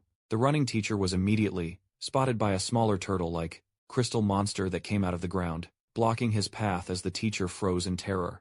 The huge Wandering Lord, which had been watching the battle until now, finally made its move. It shot a devastating beam of pure energy that hit the ground where the lone teacher stood. The teacher was instantly destroyed, blasted directly into ashes. By the overwhelming power of the Lord's attack, the blast was so powerful that it not only killed the teacher, but also brought down the entire canyon, completely sealing the only escape route with a massive rock slide. The remaining students and teachers could only stare in horror at the unbelievable, terrifying display of power. One of them, his face a mask of despair, stuttered that they could no longer escape, having sealed their only escape route. The huge Wandering Lord turned its attention to the trapped adventurers, its crystal eyes glowing, as it charged another devastating energy beam. One of the students screamed in complete despair, believing it was over, and that they were the next target. With no way to dodge the attack, the group prepared for the unavoidable, knowing they couldn't possibly block a blast that big. But at the last second, one of the students summoned a massive, fancy giant shield that appeared in front of them. The shield, an epic quality, level 70 piece of equipment, called the Rock Mountain Shield, had a huge amount of defense and resistance. The Lord's energy beam slammed into the giant shield with incredible force, pushing it back and threatening to break it. The teachers and stronger students rushed forward to hold the shield, knowing that if it fell, they would all be finished. Yunsha, her face strained with effort, explained their desperate plan. The shield was a level 70 piece of equipment, so its durability was sure to be high. However, because its level requirement was so high, no one in the group was actually strong enough to properly equip it and get its stat bonuses. This meant they had to physically hold the massive, hard-to-move object in place with their own strength. She knew this was only a temporary solution, a desperate move that could only buy them a little bit of time. As the students and teachers, desperately, held the line against the Wandering Lord's attack, their spirits began to break. One of the rescued seniors questioned, why a monster of this power was even in the school's dungeon. Another student, his face a mask of terror and anger, turned on the teachers, blaming them for their situation, and questioning why they had been brought there. In the first place, one of the teachers, his face serious, wondered if their long struggle to save the trapped students had all been for nothing. The teacher, Lei Li, looked on with a pained expression, his only comfort being that at least the two younger students, Yun Che and Xiao Ju, were safe and wouldn't run into this danger. His thought was immediately proven wrong. To his complete shock, Xiao Ji suddenly appeared at his side, pushing him out of the way of an incoming attack. Lei Li couldn't understand how the boy, who was supposed to be waiting by the valley, had gotten there so quickly. As another monster attacked, Lei Li shouted a warning. Xiao Ju reacted instantly, shouting the name of his skill, Surround Shield, to protect the teacher. However, the monster's attack was too powerful, shattering Xiao Ju's defenses and breaking the group's perimeter. With their formation broken and their main tank hurt, the group was left completely open. There was no one left who could stop the advance of the Wanderer group. With their defensive line shattered, the group was left completely open, with no one left to stop the advance of the Wanderer monsters. In a desperate act of bravery, Xiao Ji single-handedly charged the monsters, successfully blocking several powerful attacks and protecting the injured teacher. Lei Li, the teacher, could only stare in amazement, wondering how the younger student he had dismissed as useless had such incredible strength. But Xiao Ji's solo effort was not enough. The other shield guards' defenses were completely broken, and their entire defensive line was gone. Xiao Ji himself was finally beaten, his armor breaking, as he was sent flying by a powerful blow. He lay on the ground bleeding and defeated, as the monsters prepared to deliver the final blow. Seeing their last line of defense fall, one of the teachers, his face a mask of sweat and terror, said that their situation was now truly hopeless. Just as the monsters were about to overrun the defenseless group, a blur of motion cut through the chaos. To the amazement of the teacher, Yunche appeared, standing on top of the body of a defeated monster. He held his massive glowing crystal long sword, his eyes showing a cold, deadly calm. He looked down at his beaten and bleeding friend, Xiao Ji, and praised him for his bravery. He then turned his attention to the monster group, his voice filled with strong confidence, and said, "Leave the rest to me." A short time ago, back in the mirror world, Yunche stood before the crystal core. He realized that since he had found the replica, the original real-world version must still exist.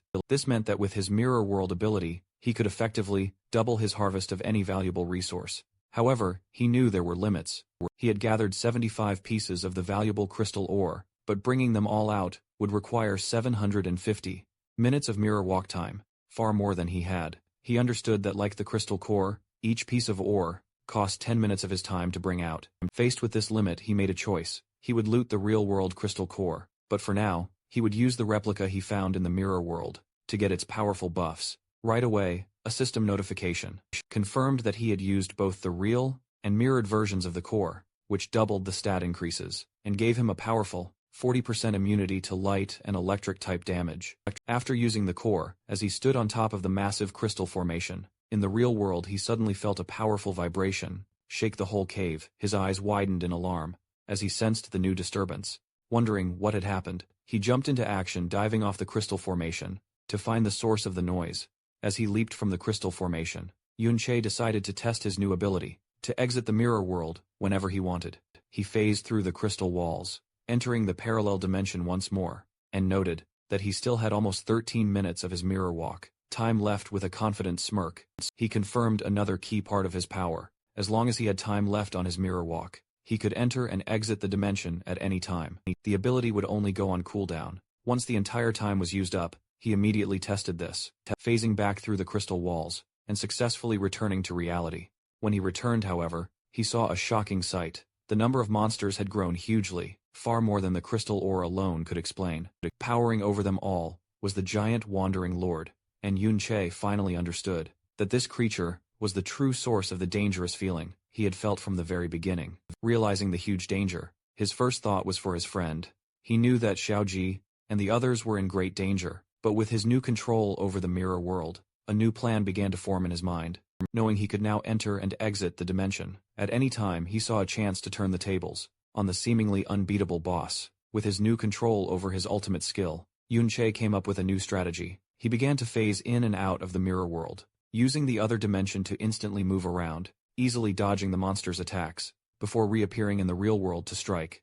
This hit-and-run tactic was very effective, After taking down several more of the elite monsters, he reached level 24. He took a moment to check his new power, calculating that with his increased mana, and the doubled mana recovery from the crystal cores, he could now stack his Blade of Trickery skill, to get a huge 330% increase in his attack power. However, Yuncha stayed realistic. He knew that while his current power was crazy, it was still not enough to face the giant, Wandering Lord, a creature even stronger than a normal dungeon boss. He decided that he would need to reach at least level 30 to have a real chance of winning, and he knew he was still a long way from his goal. The story then returns to the desperate moment in the real world, with the students and teachers about to be killed. Just as all hope seems lost, Yunche exits the mirror world for the final time, and appears in the middle of the battlefield, standing on the body of a defeated monster. He looks at his beaten but brave friend, Chaoji, and praises him for his courage. With strong will, he tells his friend to leave the rest to him, ready to face the huge group of monsters alone.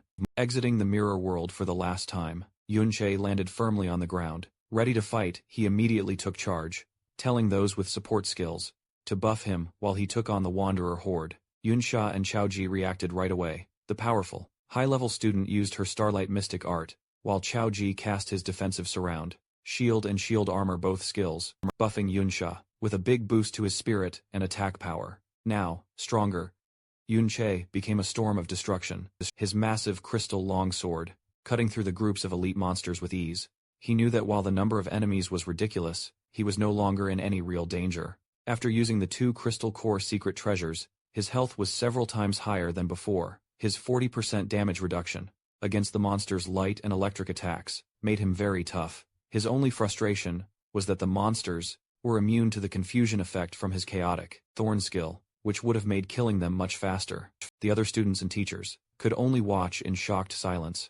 The teacher, Lei Li, and the other seniors, who had previously looked down on him, were in complete disbelief. They checked his status bar and confirmed he was a support class chanter, but they couldn't understand how his attack power was so high, or what strange skill let him seem to teleport around the battlefield by phasing through the mirror world. Lai Li, his arm bleeding from an earlier injury, looked on with a mix of shock and awe. He couldn't believe that the younger student he had been so worried about was actually this strong. With his new power and toughness, Yunche became an unstoppable force, tearing through the endless group of elite wanderer monsters. The sheer number of high-quality enemies gave an incredible amount of experience, and he found himself leveling up at an amazingly fast rate. Yunsha, who had earlier identified him as the intruder at the Ding residence, could only watch in amazement. She had first thought he was just a bold thief, but now she had to admit that his strength was far beyond anything she could have imagined. Union was just as stunned, left speechless, by the incredible display of power from the boy, who shared her last name.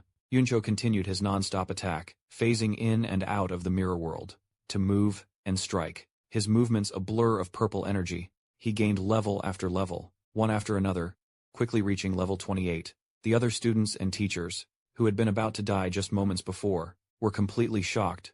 One of the teachers, Lei, wondered if Yunche was some kind of high-level support from outside, but then remembered seeing him before, and realized he was a student. His companion, Little Z, was even more shocked, unable to believe that a mere student could have such huge power. Despite Yunxia's incredible performance, the Wandering Lord was still a massive threat. As the giant beast got ready to shoot another of its devastating energy beams, the students and teachers cried out in alarm. Yunche, his face serious, knew that even with all his recent power UPS, he would not be able to survive a direct hit from that attack. As the Wandering Lord began to move forward, its energy beam still blazing, the students and teachers, behind their makeshift shield wall, knew their time was running out. Once the giant beast got close, the 2 shields would not be enough to protect them. The teacher Lei Li, seeing that Yunche had greatly reduced the number of smaller monsters, shouted for everyone to break out and head for the other exit. He knew that, no matter how strong the mysterious student was, there was no way he could fight the Wandering Lord alone. However, his plan was immediately met with pushback. One of the other students pointed out the problem. The 2 massive shields were too hard to move. If they left them to make a run for it, they would be completely open to the Lord's devastating attacks. Another student added that the shields were too heavy to be carried, and could only be moved by storing them in an inventory, which none of them could do. Just as their argument got heated, a calm voice cut through the chaos, telling them to leave it to him. It was Yunche. He laid out a new, selfless plan. He would attack the Wandering Lord to get its attention, giving the rest of them a chance to retreat. The teacher Lei was stunned by his sacrifice, asking what would happen to him if they all ran.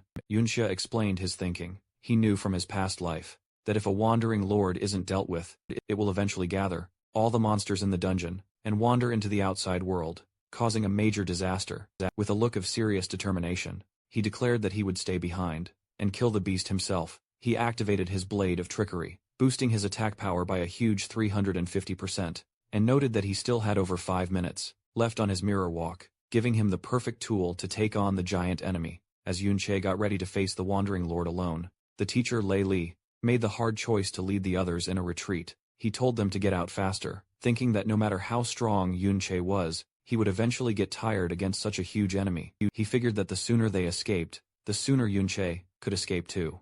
When a student questioned Yunche's bold claim that he could kill the lord, Lei Li said, it was just a brave act to make them feel better, because he knew how powerful a real wandering lord was. As he was forced to run with the group, Chaudru felt completely useless. He looked back with a sad face, hating that all he could do at a time like this was run, while his friend faced incredible danger. Silently, he prayed for Yunche's safety.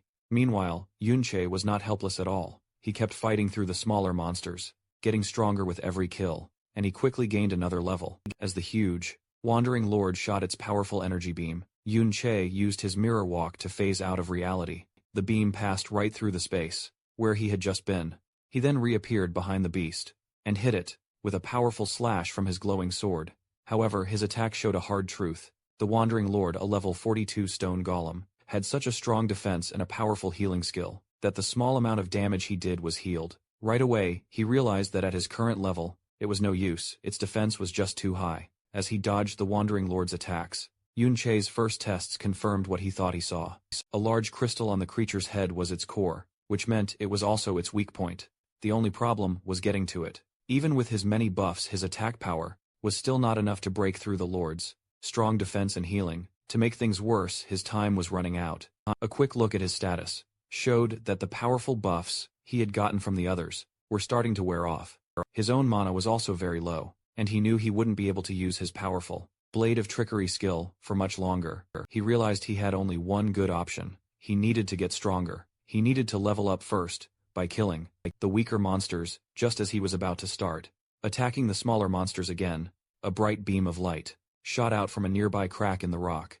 Yunche's eyes widened in surprise as he recognized the light.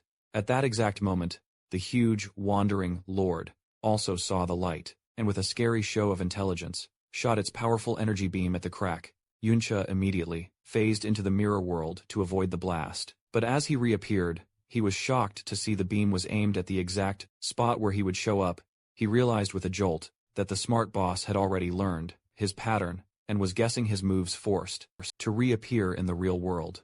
In the middle of the wandering lord's huge energy beam, Yunche was caught in the blast. The attack was a big, continuous one that quickly took away his health. Even with his powerful defenses, he knew he couldn't use his mirror walk to dodge, as he had less than 4 minutes of it left, and the continuous attack would use it all up in no time. His only choice was to use his undead army to block the damage. However, he knew this was a costly plan. Bringing his summons back to life would use a lot of his already low mana, leaving him with nothing left to build up his attack power for a counterattack. He began to wonder if he should retreat and regroup first, just as he was about to be beaten.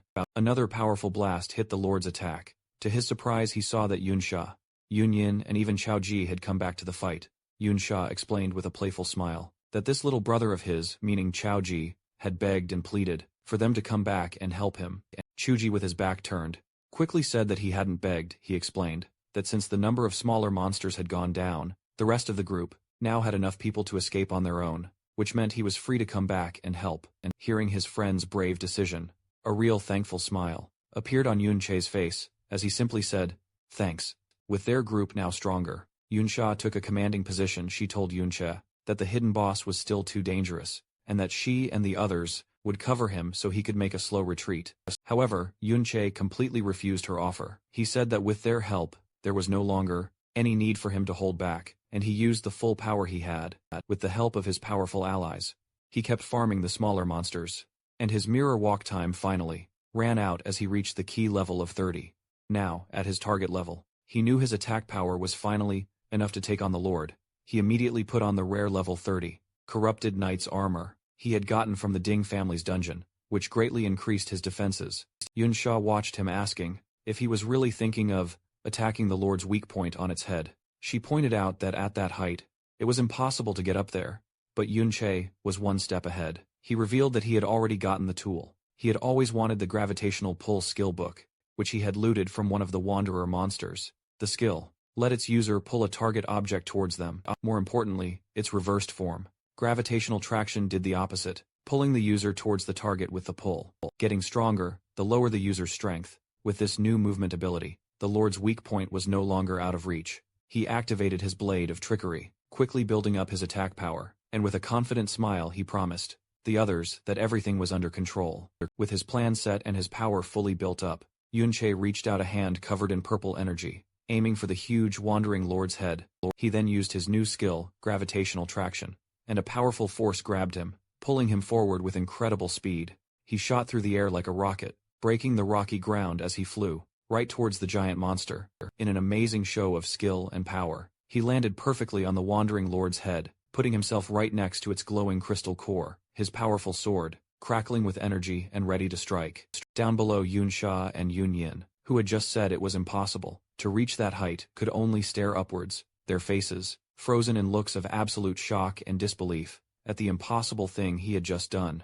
Having reached the wandering lord's weak point, Yunche used all of his power. He drove his massively buffed sword deep into the glowing crystal core, causing a spider web of cracks to spread across its surface. The huge beast, however, would not go down without a fight. As it was dying, it let out a final massive explosion of pure energy from its core, a last-ditch effort to take its attacker down with it. Yunche was caught in the center of the blast, his health dropping quickly as a flood of messages confirmed the massive, continuous damage he was taking, but his new defenses and increased health held strong. He gritted his teeth and survived the attack, and when the light finally faded, he was left standing, beaten but alive, while the wandering lord's massive crystal body broke into a million pieces. A series of messages confirmed his incredible victory. He had defeated the wandering lord, earning a massive bonus of 5,000 experience points and the respected title of Wanderer Killer. More importantly, the hidden boss had dropped 2 legendary quality skill books, Golden Light Shield and Angel's Protection, rewards of immense power and value. With a final, powerful strike to the wandering lord's core, Yunche used all of his built-up power. The giant beast broke into a million pieces, and the explosion of energy and experience instantly gave him 3 more levels, bringing him to level 33. The students and teachers, watching, were left in stunned silence. Drew could only say how incredibly strong his friend had become, while Yunyun and Yunsha couldn't believe he had actually managed to kill such a scary monster, all by himself. As he stood among the falling pieces, Yunche saw 2 beams of golden light come from the monster's remains. He had gotten 2 legendary quality items, but before he could look at his new loot, he had to jump to safety as the huge, headless body of the wandering lord began to fall over.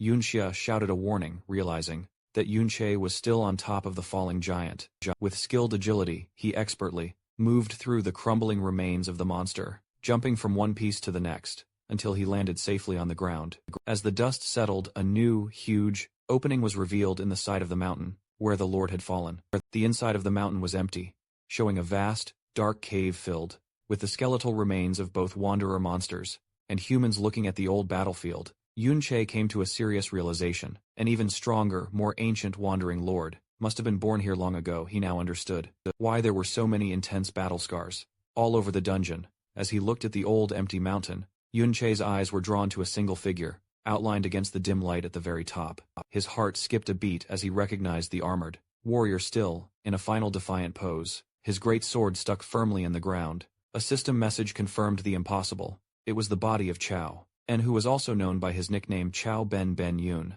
Che could only whisper his friend's name in disbelief. The other students and teachers soon arrived at the scene, just as stunned by the sight. Yun Sha, her voice full of awe, identified the figure as the famous traitor, Chao En. She admitted that, while she had heard this was the place where he was killed by the hero Ding Kun, she had never expected the scene to be like this.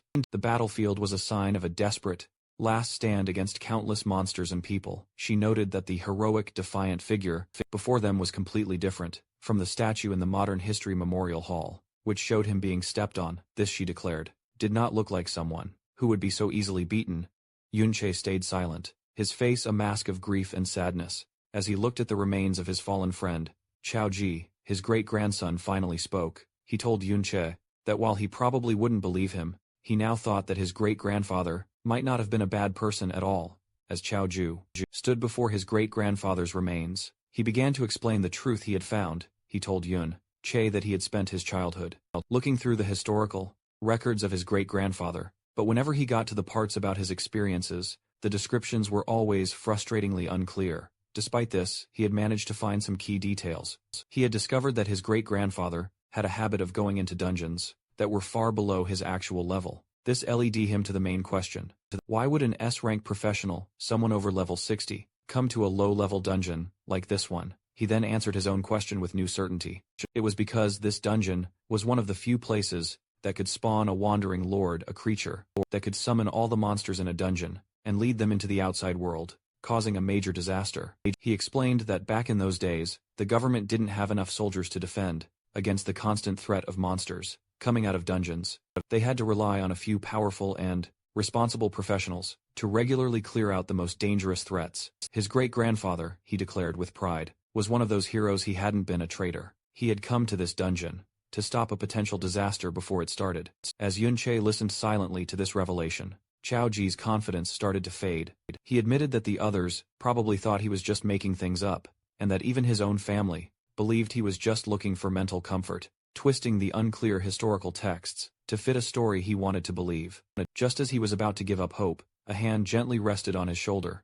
He looked up to see Yunche, a kind, understanding smile on his face, who simply said, "I believe you," as Yunsha and Yin looked on with expressions of shock and admiration. Chao was completely overwhelmed, left speechless by Yunche's simple, heartfelt statement of belief. A flood of memories washed over Yunche as he remembered his fallen friend and comrade, Chao Ben, whose heroic legacy had been so cruelly twisted.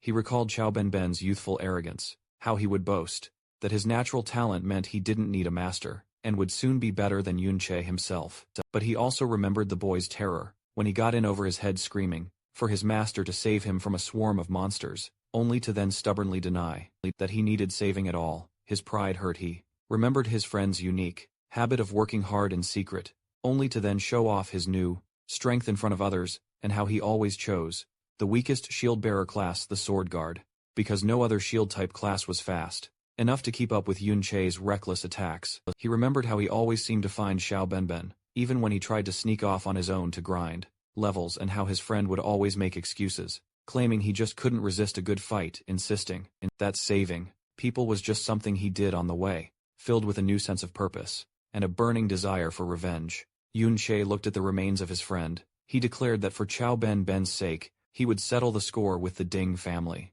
the ones who caused his friend's suffering after his death. Back at the Ding family residence, Ding Shu is telling the story of the dungeon expedition to his unbelieving father and uncle. He insists that what he is saying is true, that Yunche is just that amazing, and that they can ask the teacher in charge. If they don't believe him, he explains that he was initially blocked from entering the dungeon because of his low level, but he waited outside until the survivors came out.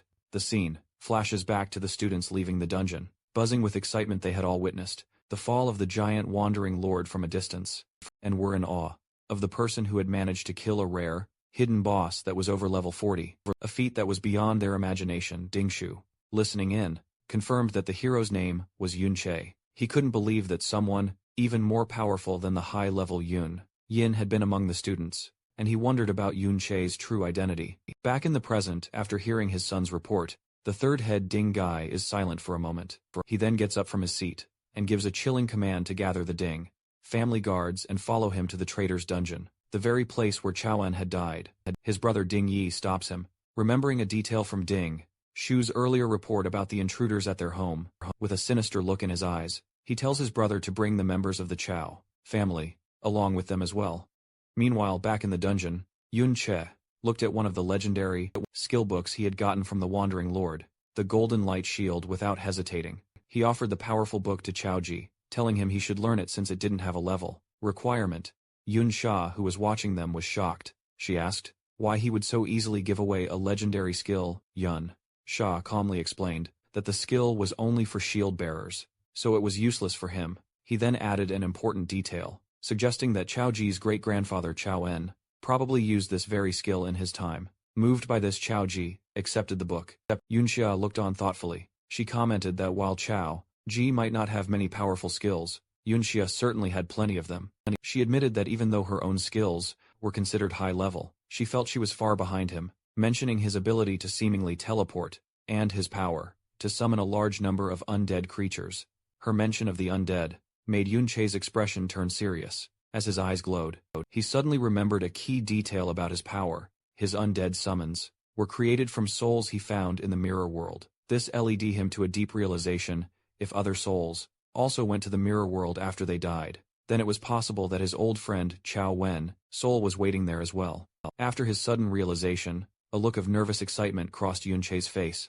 System message confirmed that his mirror walk ability was ready again, giving him a full 30 minutes to explore the mirror world. He immediately wondered if he could use this chance to find his old friend's soul. With a determined look, he activated the skill. His body covered in a familiar purple light as he stepped into the other dimension inside the strange blue-green landscape of the mirror world. He found what he was looking for: a powerful, ghostly figure in full armor with a calm but strong presence. Yunche was filled with emotion, whispering the nickname of his fallen friend Chao Ben, confirming that his friend's soul had, indeed, been waiting here all along. Back in the real world, time had passed, and Yun went up to Yunsha, reminding her that they should be leaving. Soon as she had an important audience ceremony to go to, Yunsha seemed unwilling to go, admitting they had been there for a while, but that the events happening were much more interesting. Her eyes drifted to where Yunche had been, and she wondered out loud to the others what he could possibly be doing, and why he had been gone for so long, not knowing about the reunion he was having in another dimension. Inside the mirror world, Yunche stood with a serious expression. He spoke to the armored soul of his old friend, Chao Ben, saying he couldn't believe they could meet again. He mentioned having so much he wanted to say to him. However, his reunion was cut short. He noted with sadness that it was a shame his friend wouldn't be able to answer, as the calm spirit was suddenly taken over by a dark, evil energy, twisting its form into a monstrous, roaring undead creature. Yun Cho realized, with a heavy heart, that his friend had truly become an undead spirit, a being driven by instinct instead of memory. He admitted that he really didn't want to fight him, but he had no other choice. He launched himself into the air, dodging an attack and getting ready for a difficult battle. As their battle began, Yun Che's eyes glowed with purple energy as he focused on his opponent. As they fought, something strange happened. Yun Chai found himself surrounded by floating crystal pieces, each one showing a different scene. He recognized them as moments from Ben's life and experiences. One piece in particular caught his attention, showing a clear memory of Ben's final battle against the man known as the hero Ding Kun. As he watched the memory of the fight, Yun Che noticed something odd about Ding Kun's posture and fighting style, finding it strangely familiar. Suddenly, the entire mirrored landscape around them shattered like glass.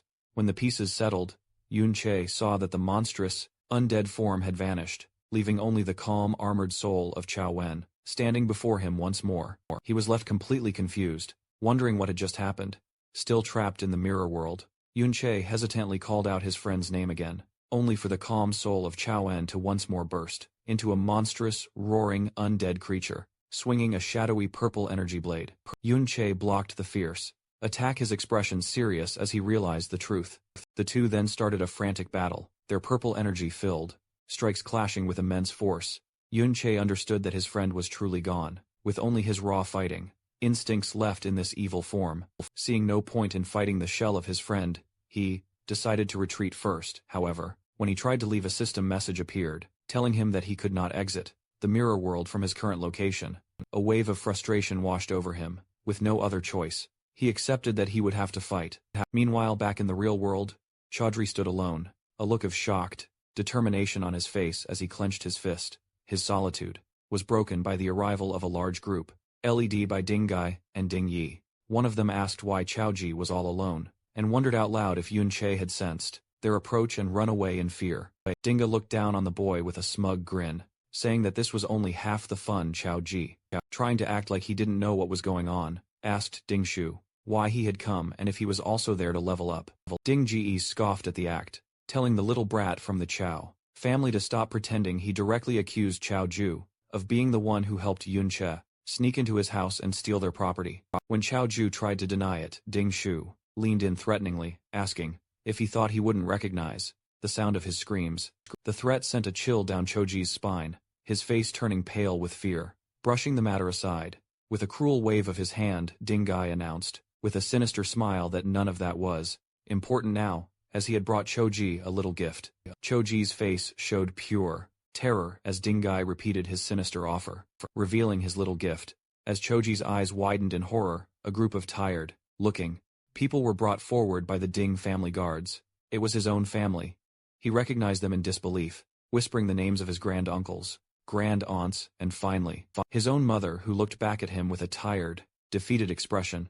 Before he could understand the situation, one of his elderly relatives, his second grand-uncle, exploded with rage. He screamed at Chao Ju, telling him to kneel and apologize to the hero's family and to Ding Shu. Chao Ju, looking down, started to say that he didn't want to live like this anymore, but his grand-uncle cut him off angrily, asking what he had taught him about how to act in front of the Ding family, screaming at him to kneel once more. This was the last straw for Chao Ju, he snapped, his voice filled with years of held back anger and shame as he shouted back, asking if the Chao family was meant to be the Ding family's dogs for generations. His defiance shocked his family members, who looked on in horror. However, another one of his relatives, Chao Li, stepped forward and strongly agreed with the old man, shouting that for the descendants of a terrible traitor, being dogs was more than good enough. The pressure on Chowder grew as another female relative tearfully asked if he was trying to get their whole family killed, begging him to think of his father.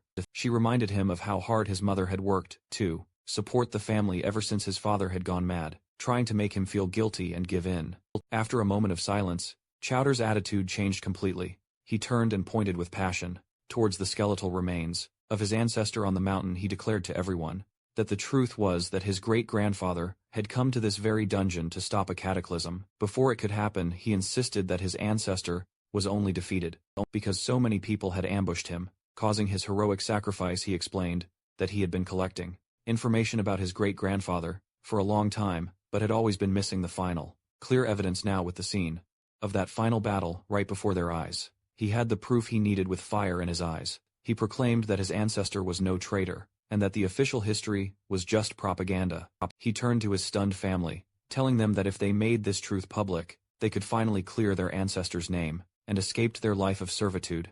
His voice rose with righteous anger as he declared that the Ding family had no right to treat them this way, and that their other relatives should never have died for such a lie. His passionate speech was met not with denial, but with a burst of condescending laughter from Ding Gai, who found it childishly amusing. He then calmly walked forward, a smug look on his face, and confirmed that everything Chao Ji had just said was in fact correct. He admitted that Chao Wen was, indeed, killed in an ambush, and was not an evil man.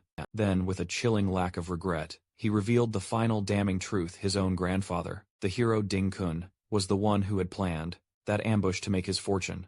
Choji could only listen, stunned into silence by the casual confession of the crime that had ruined his family for generations. With a manic grin, Ding Gai leaned in close to the horrified Choji and cruelly dismissed the truth, asking who even cared about it. He declared that the official story was all that mattered. Chao En was an imperial traitor, and therefore he was vile. Spreading his arms wide before his armored guards, he mocked. Chao drew further, asking what it mattered if he drove his father mad or killed his relatives, proclaiming that as descendants of traitors, they deserved their lowly fate. He then delivered the most devastating blow, pointing a finger at the terrified Chao family. He revealed that they had known the truth all along. He asked Chao Ju how else he thought the relatives he'd mentioned had died, implying they were silenced for knowing too much. With the mental torment complete, Ding Yi adjusted his tie with a smug smile, and gave a simple, chilling command for them to kneel. Immediately, and without a word of protest, the entire Chao family, including the elderly, fell to their knees in submission. Chao Ji's mother, now kneeling on the cold ground, pleaded with her son, whom she called Aji. She begged him to admit he was wrong and stop resisting, telling him it was useless. With tears streaming down her face, she confessed her deepest fear. After his father went mad, she couldn't bear to lose her son as well. Hearing his mother's heartbreaking plea, Chao Ji stood frozen, his body filled with despair and conflict. And just as his spirit was about to break, a new gentle voice cut through the tension. A woman, with long brown hair, reached out a hand towards him, telling him not to listen to them. She looked at him with a kind smile, and told him that he was the best. The woman's words of encouragement seemed to vanish as Ding Shui, his face covered in bandages, from his last encounter with Yun Che, stepped forward with a sneer. Annoyed by Chao Ji's hesitation, he called him clueless and launched a vicious kick, shouting that he would force him to kneel, one way or another. But this time was different to Ding Shu's shocked Chao Ji's eyes glowed with power, as he effortlessly blocked the kick with his forearm. Before Ding Shu could react, Chao Ji grabbed his leg, and with a powerful roar, slammed him into the rocky ground, shattering it on impact. Standing tall amidst the broken pieces, Chaudhry looked at his fallen tormentor with a new resolve, and declared firmly that he would never kneel, again breathing heavily with rage and humiliation. Ding Shui scrambled to his feet. He couldn't believe this was happening. He furiously summoned a massive, glowing crystal hammer, screaming that Chao Ji had grown a backbone and dared to fight back. He charged forward, vowing to remind him of his place as a punching bag. As the powerful hammer was about to crash down, Chao Ji went through a stunning transformation. In a flash of light, he was suddenly dressed in full-plate armor, holding a massive shield that appeared just in time to block Ding Shu's furious blow with a deafening clang. The attack was completely stopped, leaving Ding Shu gritting his teeth in disbelief. Now a formidable protector, Chou Ju, stood firmly between Ding Shu and his kneeling family, shielding them from harm. He glanced back at his mother, then turned his gaze back to his attacker, his voice ringing with conviction. With a powerful punch he sent Ding Shu staggering back, shouting that they were not the descendants of a traitor, but the descendants of a true hero. Chao Ju's sudden show of strength left Ding Ge speechless, while Ding Shu stumbled back in complete disbelief. His mind was spinning and he clutched his head, unable to understand how the boy he had always bullied could suddenly become so much stronger. Blinded by anger, he charged again, screaming that Choju was just a punching bag he had been beating up since they were children. He swung his weapon in a wide, powerful circle, furious that his old victim would dare to fight back. However, Choji met the hit head on his armored body, easily taking the impact and sending Ding Shu crashing to the ground once more. As his family watched in stunned silence, Chao Ji looked down at his defeated tormentor, and declared with strong confidence that he was no longer the person he used to be. At the same time, in the mirror world, a much more desperate battle was happening. Yun Che was locked in a fierce fight with the evil soul of Chao Ben Ben En. He knew that he was facing his friend in his prime, a warrior of incredible power. The difference between their current strengths was huge. Yun Che knew that if it weren't for the fact that Ben was a defensive class and was currently mindless, he would have been beaten in an instant. However, Yun Cha had one very important advantage. He was the one who had taught Ben all of his fighting moves. He knew his friend's weaknesses, like the back of his hand, which allowed him to guess and counter his moves. But even with this knowledge, the fight was incredibly difficult. The spirit's defense was that of a level 60+ warrior, and even with his blade of trickery fully powered up, Yun Che's attacks barely did any damage. Suddenly, the undead spirit let out a huge explosive wave of golden energy. Yun Che instantly recognized the move. It was the legendary skill, Golden Light Shield, the very one he had given to Chao Ju just moments before he got ready, blocking the powerful attack. A look of grim determination on his face as he realized how much of a pain this fight was going to be. Back in the real world, a humiliated Ding Shu screamed in fury and attacked Chao Ji with a powerful skill called Mountain-Shaking Wild Hammer. However, Chao Ji, now a strong tank, not only blocked the hit, but sent Ding Shu flying with a powerful punch of his own. He then followed up with a sweeping shield bash that sent Ding Shu crashing to the ground. Watching this pathetic display, Ding Ge sneezed at his nephew, asking how he could now be losing to the little brat from the Chao family, deciding to take matters into his own hands. He announced that he would take out Ding Shu's anger for him and lunged at Chao Ju with a powerful energy-filled strike. As his fist was about to hit, he was met with a blinding flash of golden light. He looked on in disbelief as he realized Chao Ji had summoned a huge crackling energy barrier, the legendary Golden Light Shield. With his new power, Chao Ji taunted his attackers, calling the so-called hero family nothing but cowards, who didn't even dare to fight one-on-one.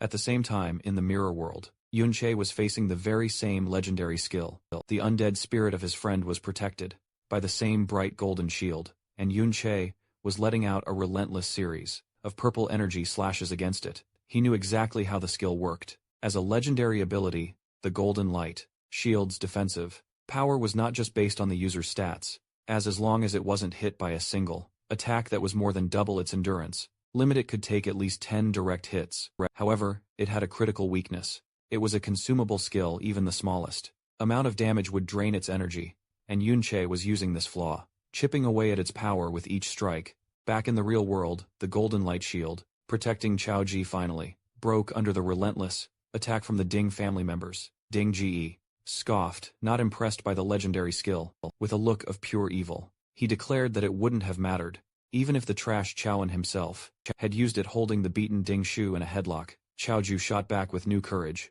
claiming that if his great-grandfather were truly there, Ding Gai would be the one on his knees, begging for mercy. Enraged by this defiance, Ding Gai let out a wave of powerful red energy that sent everyone flying. He loomed over the armored Chao Ji, mocking his ancestor as a useless fool who died in a low-level dungeon.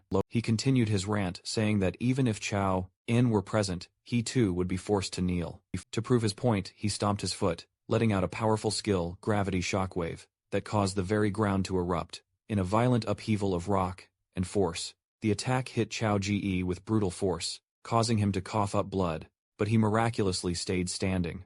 Ding looked on with a surprised smirk, commenting on how tough the boy was. He then summoned a huge glowing crystal axe, his expression turning sadistic, as he wondered out loud how Chao Ji would stand after he chopped off his legs. As he raised the axe to strike, Chao Ji's mother threw herself in front of her son, desperately pleading with the third master to spare him, claiming he was just young and foolish. She fell to her knees, offering herself in his place, begging Ding Gai to do whatever he wanted to her. Instead, her desperate plea gave Ding Gai a new cruel idea. A wicked smile spread across his face as he looked from the mother to her son. He then gave a horrific ultimatum to the bloodied and cornered Chao Gi. If he refused to kneel, he would kill his mother right in front of him.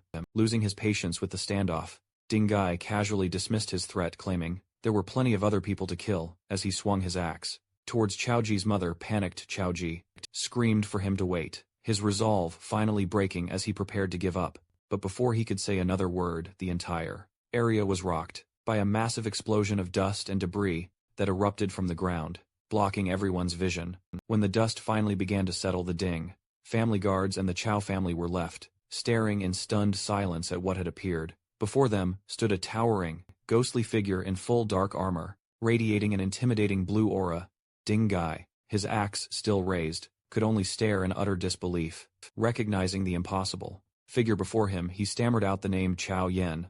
The revelation sent shockwaves through the crowd. Chao Ji's mother looked on, whispering grandfather, in a mix of awe and terror, while the Ding family guards erupted in panicked confusion, questioning how a dead person could possibly be resurrected. One of the Chao family elders, however, recognized the ghostly form for what it was, identifying it as an undead. At that moment, another figure emerged from the dust cloud, standing calmly beside the formidable undead warrior. It was Yun Che. He looked at the stunned crowd with a cold, accusing glare, reminding them of how they had all looked down on Xiao Wen just moments before. With a smirk of grim satisfaction, he declared that it was only natural for Chao Yen to crawl back from the depths of hell to settle the score with them all. The tall, ghostly form of the undead Chao Yen stood as a silent protector before the stunned crowd.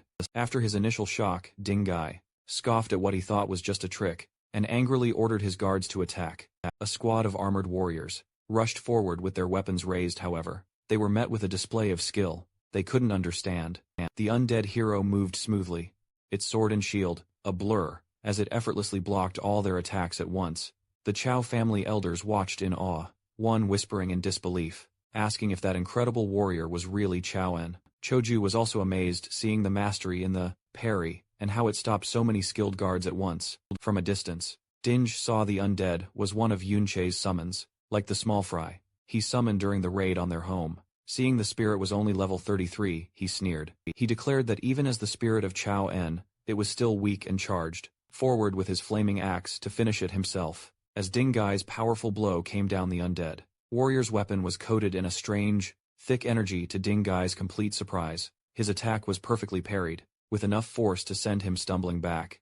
Angry and embarrassed, a red aura exploded around him as he called the parry a mere trick, shouting that skill was useless against pure power. He then unleashed a powerful charging skill, Boulder Bash, planning to crush the undead warrior completely. But just as the huge attack was about to hit, the undead Chaoan again summoned the bright golden light shield. The powerful charge slammed into the strong golden barrier, and Ding Gai could only roar in frustration as he was stopped by the legendary skill again. From a safe distance, Yunqi smirked as he watched the standoff. He taunted the struggling Ding Ge, explaining that even as an undead, Ben was still an S-class spirit, and the legendary, golden light shield alone was more than enough to keep him busy for a long time.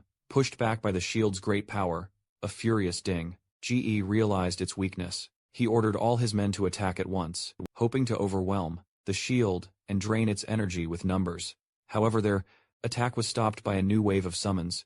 A group of skeletal warriors glowing, with a scary green aura erupted from the ground, fighting the rest of the Ding family guards, and stopping them from helping their master.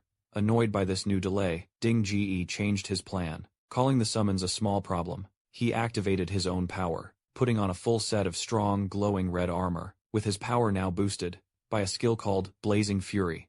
He declared the summons didn't matter. He realized the real target was the summoner himself. With a roar, he unleashed a powerful skill. Accumulated pressure punch directly at Yunqi, knowing that if he could kill him, all the summoned creatures would disappear.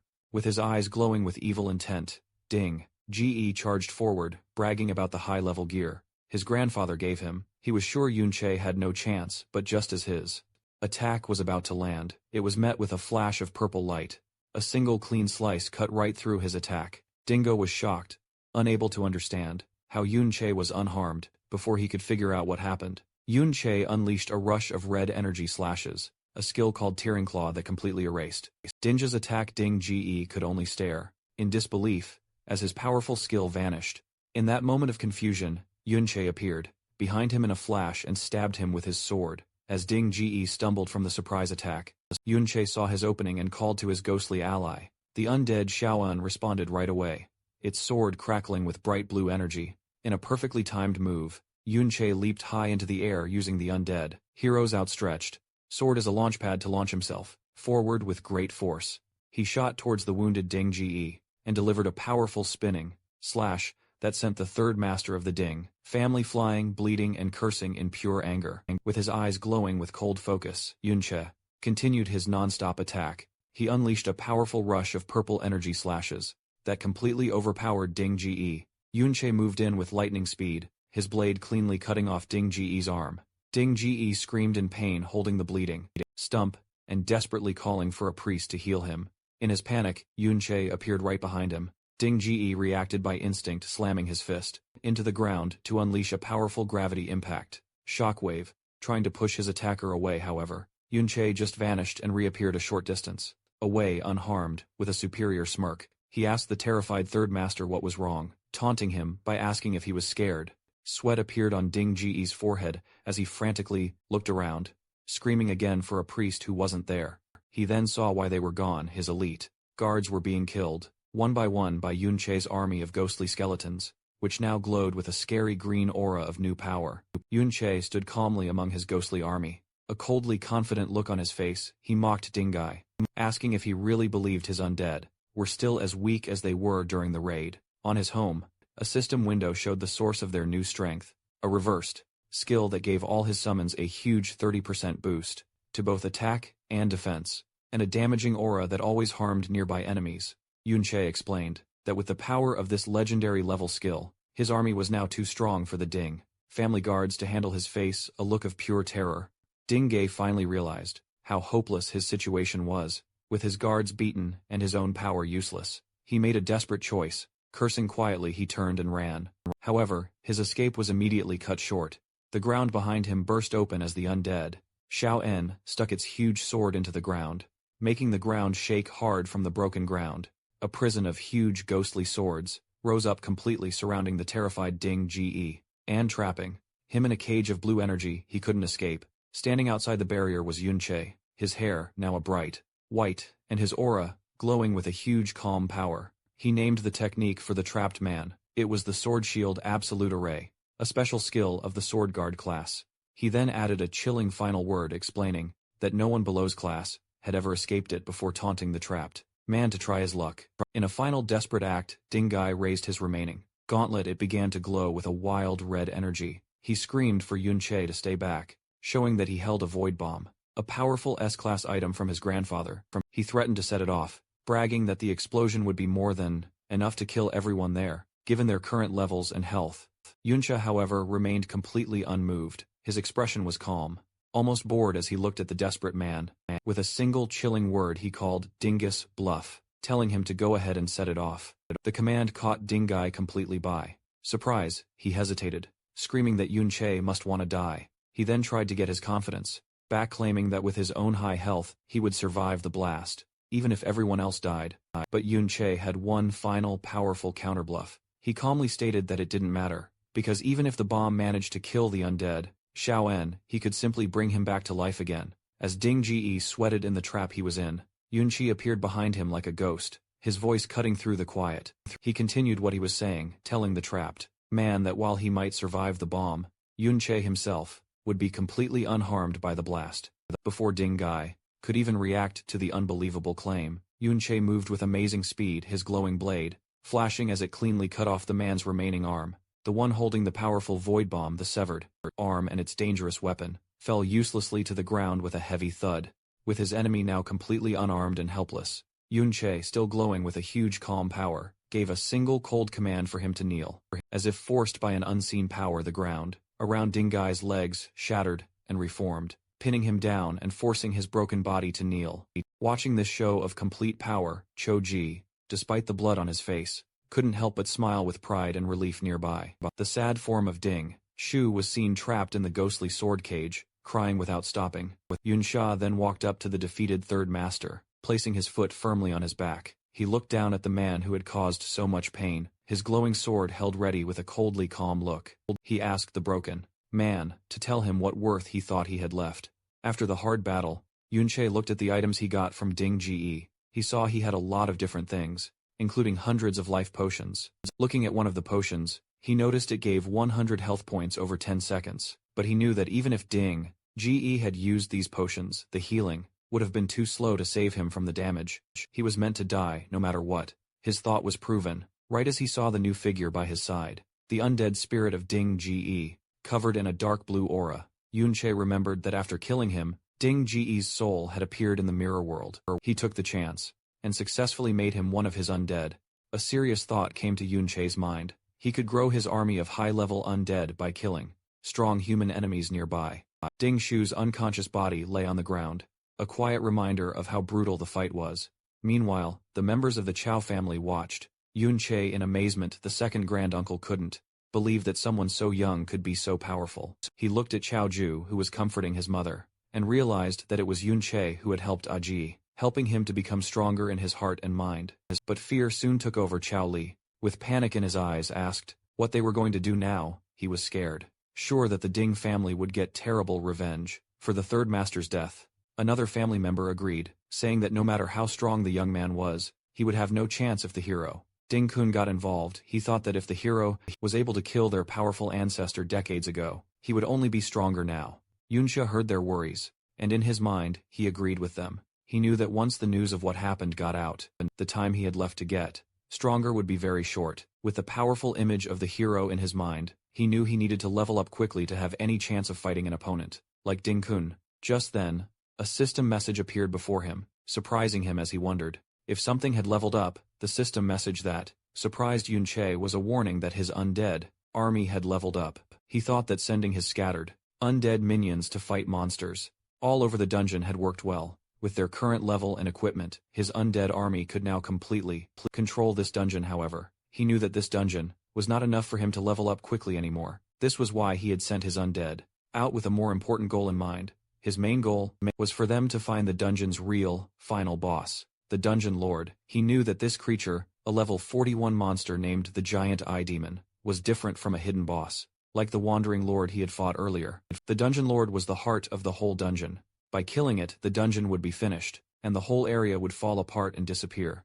This was all part of a bigger, more urgent plan. From a distance, Yunche watched the dungeon's entrance, which was still being guarded by the teacher and the other students. He knew that they must have seen Ding Gai bring the Chao family into the dungeon. If the Chao family were to leave on their own now, it would make people suspicious right away. So, his only real choice was to create a big distraction by beating the Dungeon Lord and making the dungeon fall apart. The chaos that followed would be the perfect cover for the Chao family to escape without being questioned. This plan also had another benefit. Destroying the dungeon would stop the Ding family from being able to find out how Ding Gai died, buying Yunche a lot of valuable time. With his plan working, his powerful undead servant, Chao En, fought and successfully beat the Dungeon Lord.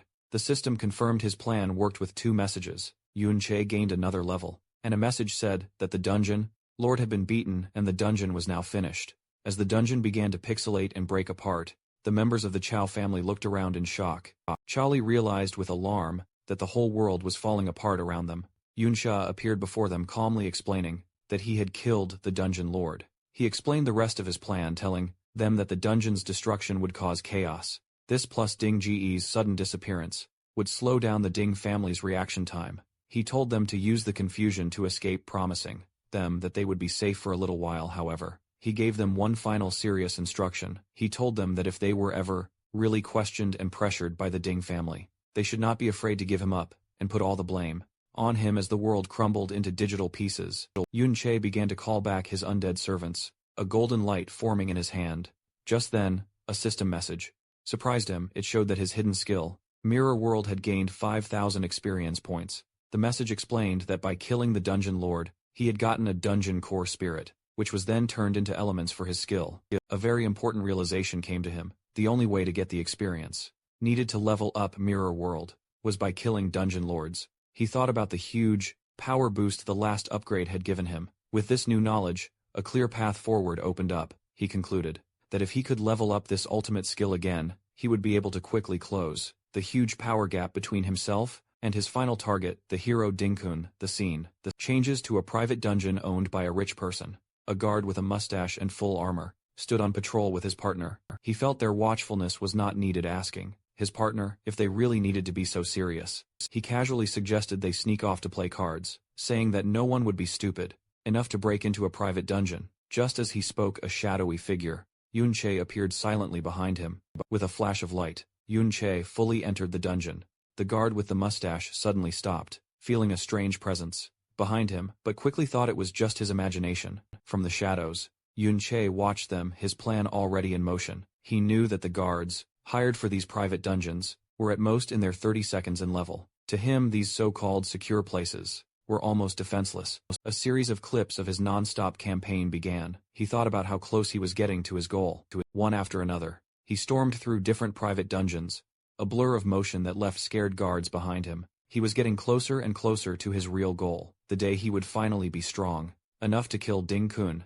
The thought filled him with a burning anger, his eyes glowing with hatred as he reminded himself that he had to control his emotions until that moment came to reach his goal. He began a planned killing of dungeon lords. He fought a huge beast-like creature, telling himself to stay calm as the system announced he had leveled up and finished the dungeon. He moved on to another, facing down lizard-like monsters. His mind focused on the fact that calmness was the key to not making mistakes.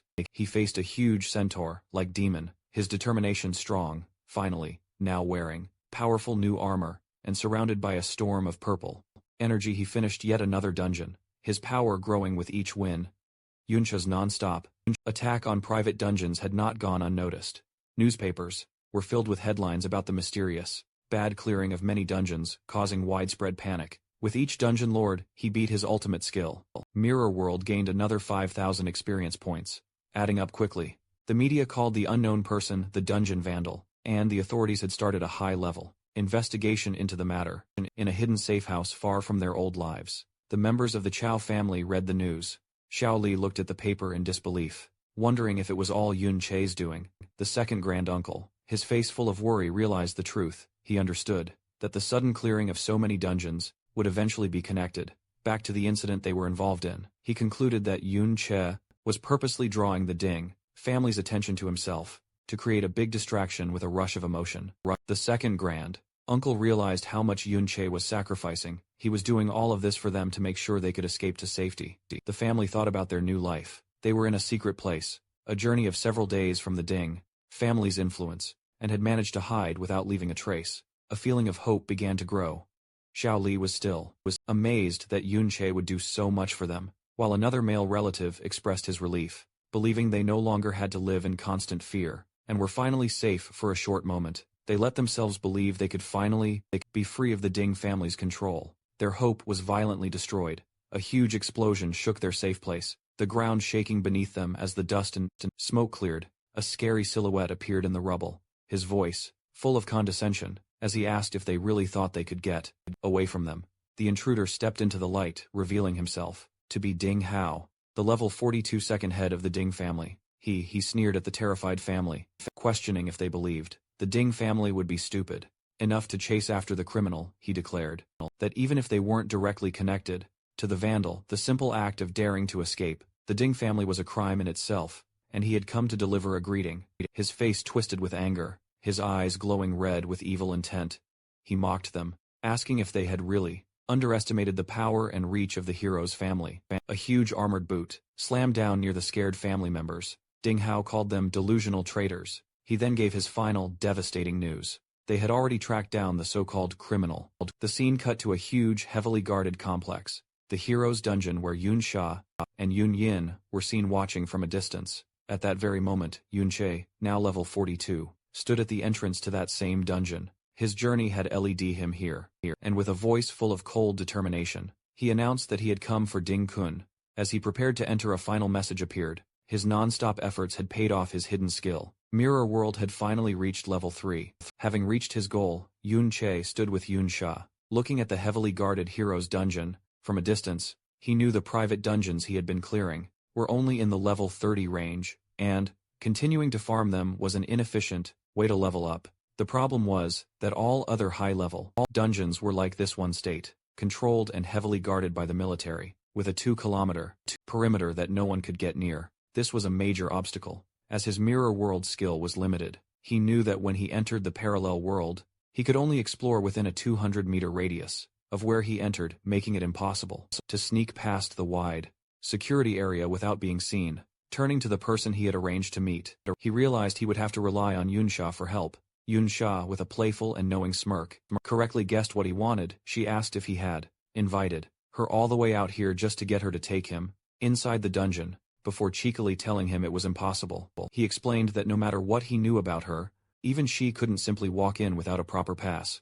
At that moment, Yun Che showed her 2 temporary access permits, the same ones he had stolen from the Ding family. He had come prepared. Seeing this, Yun Sha took the passes. However, she pointed out a key detail: a temporary pass needed an official escort to avoid being investigated. Her expression then turned serious, her eyes glowing with intensity. She asked him for his real reason. Why did he need to get past the Ding family and enter this specific dungeon so secretly? Yun Cho began to explain. Pointing to a distant mountain, he reminded her of what she saw in the traitor's dungeon. The heroic last stand of Chao En. He argued that since Chao Wen was clearly not the evil person propaganda said he was, it was very likely that the entire story of the rebellion was also suspicious and worth looking into. Yun Sha was not convinced by Yun Che's explanation. With a flat expression, she asked if he was treating her like a fool. She began to list the problems with his story, pointing out that it made no sense for him, a total stranger, to risk upsetting a powerful hero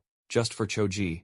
More importantly, she reminded him that he had already broken into the Ding family's home before the events in the traitors' dungeon ever happened. She questioned him, asking if he was trying to say that he had somehow foreseen the truth about Chao An and had stolen the access passes ahead of time just for this. She then revealed another key piece of information she had not long ago. Ding Ge had entered that same traitor's dungeon, specifically to cause trouble for both Yunche and Xiaoji. However, he had gone missing shortly after, and had not been found since. Putting all the pieces together, Yun Sha looked at him with sharp, analytical eyes. She concluded that his actions were clearly not those of someone just trying to confront a hero. Instead, it seemed he had a deep, personal hatred towards the hero himself. As she spoke, her gaze hardened. A slow, dangerous realization came to her as she connected the final dots. She noted his name, Yun Che. Her eyes narrowed as she voiced her suspicion, asking if he was somehow related to the original traitor from the rebellion who was also named Yun Che. Yun Che met her accusation with a playful, disarming smile. Instead of answering directly, he turned the question back on her, pointing out that her last name was also Yun. He asked if that meant she was also related to the famous traitor. The counter-question clearly made her nervous. She stammered, insisting that she hadn't done all the suspicious things that he had. Then, in a moment of frustration, she revealed a secret.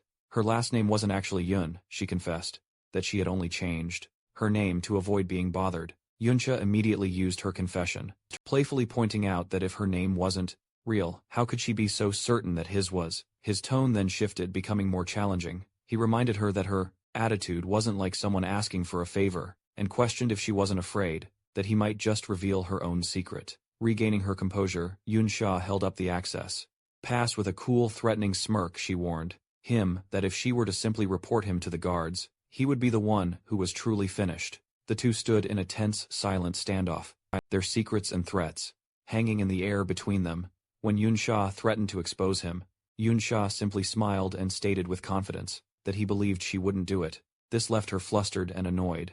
He explained the reason for his trust, reminding her of her actions back in the dungeon. He believed that someone who would risk their own safety to protect fellow students would never side with people like the Ding family. To prove his point, he offered her the diary he had stolen from their home. He revealed that it contained evidence of the many evil deeds done by the descendants of the hero Ding Kun, who used their family's reputation to bully and harass innocent people. Yunsha took the diary but was unimpressed. Asking if that was his only reason, she claimed that if he was counting on her sense of justice, he was wrong, as she didn't care about such things. With a superior smile, she mocked him for being so naive as to place his life in someone else's hands so easily. She then asked him a sharp personal question. Had he ever experienced betrayal before? A shadow crossed Yunche's face as painful memories of his past life returned, and he quietly acknowledged her question about betrayal. Yunsha was surprised by his reaction. He went on to explain that whether he had been betrayed or not didn't matter. It wouldn't stop him from being able to trust people. He stated that his trust in her was deeper than that. He believed her basic nature was not evil. This unexpected sincerity left Yunsha visibly flustered, muttering that he didn't seem like a good person himself. Having made up her mind, she challenged him. She told him that if he truly trusted her so much, he should follow her. She dared him to see if she would change her mind and betray him along the way. As Yunche followed her without hesitation, a single bead of sweat trickled down her face. She was shocked inside, finding it hard to believe that after everything she had been through, someone could still see her and trust her as a good person. Upon entering the magnificent purple halls of the hero's dungeon, Yunsha and the cloaked Yunche were immediately met by a guard. The man recognized Yunsha instantly, and giving a respectful salute, he welcomed Miss Yunsha, informing her that the hero had been expecting her for several days, and that she could go directly inside. However, the guard's friendly attitude quickly turned suspicious. He noted that old Master Ding Dan had just entered moments before, and questioned why she hadn't arrived with him. His gaze then fell on the cloaked figure with her, asking if he was her guard. He quickly tried to explain, stating that he wasn't doubting her, but old Master Ding Dan had given specific instructions. He had warned them that a number of temporary passes had been stolen from the family, so they needed to be extremely careful with all visitors. Yunsha became annoyed, confronting the guard and asking if this was an interrogation. The flustered guard immediately denied it. He then revealed the main reason for the high security. They had received an official notice from the authorities. The malicious criminal, who had been rampaging through private dungeons, was reportedly heading towards the hero's dungeon. Hearing this, Yunsha shot a knowing, amused smirk in Yunche's direction. Fully aware of the irony of the situation, the guard continued his frantic explanation, insisting it was all a routine procedure for her own safety. Yunsha let out a quiet sigh and turned to Yunche, whispering to him that the guard seemed very determined to investigate him now. Faced with the guard's insistence, Yunsha laughed and playfully put her arm over the cloaked Yunche, telling him to go ahead and let them check. She then leaned in towards the guard, her eyes glowing with authority, and condescendingly asked if he truly believed she wouldn't be able to recognize her own guard. She continued to mock him, suggesting that perhaps she was a fake and inviting them to check her as well. Completely intimidated by her display of status, the guard stammered that he wouldn't dare. He quickly agreed that if Miss Yunsha was so certain, then there could be no mistake, and he waved them through. As they walked past the guards, Yunsha let out a quiet, satisfied sigh while passing through the dungeon's portal. She thought to herself that Yunche's true identity must be even more important than she had first imagined.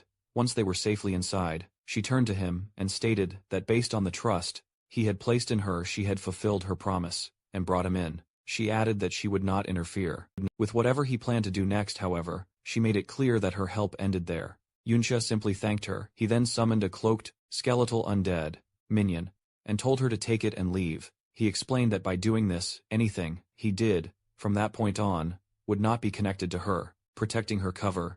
Yunche then vanished. Yunche seemed slightly impressed by his thinking, remarking that he had some conscience. After all, after she left, Yunche immediately entered the mirror world, the familiar blue-tinted landscape appearing around him. Now uncloaked, he looked at his system, a new reversed skill displayed before him, with a look of grim satisfaction. He stated that he could finally put his new power to use, the power from his newly upgraded, level 3, mirror world skill. Yunxia looked at the system window showing his hidden skills. His ultimate skill Mirror World had reached level 3. He decided to test his new power, activating the level 3 Mirror World. The system announced it was setting up a secret area. Inside this new dimension, Yunche found himself facing ghostly copies of powerful monsters, some as high as level 45. He realized the new function of his skill. The level 3 Mirror World could copy the monsters found in the real world's dungeon. This meant he could now fight and train against these powerful copies. Yunxia summoned his own undead minions to fight with him. He realized that with this new ability, he could freely farm experience inside the mirror world, without any risk of being found in reality. After some training, he left the parallel dimension, and returned to the real world. A lot of notifications appeared showing that he was still gaining experience. He understood another key benefit of the upgrade. His undead army could stay inside the mirror world to continuously kill monsters, and gain experience for him, even while he was back in the real world, with his undead army now leveling up for him automatically. Yunche turned his attention to his surroundings. Alongside the spirit of Chao Wen, he stood on a cliff, looking over a vast grand castle city, built within the dungeon itself. He was surprised to find such a city in a secret area, and decided it was the perfect time to investigate. As they walked through the woods, Yunche remembered the information he got from the Ding family's diary. He figured this city must be where his target Ding Kun lived. He thought about how little he really knew about the so-called hero. He thought that all he knew was that Ding Kun reached S-class many decades ago and hadn't shown his true strength in public since. Even a high-ranking family member like Ding Ge did not know the hero's full power. Yunche knew that having more detailed information would give him a much greater chance of success. In his quest for revenge, he found it strange, remembering that in his past life, he knew of every person who had reached S-class rank, yet Ding Kun seemed to have appeared out of nowhere. Hoping for a clue, he turned to the undead spirit of his old friend. He called him by his nickname Ben Ben, and asked if he knew who Ding Kun was. However, the spirit of Chao En could only tilt its head in confusion, unable to answer.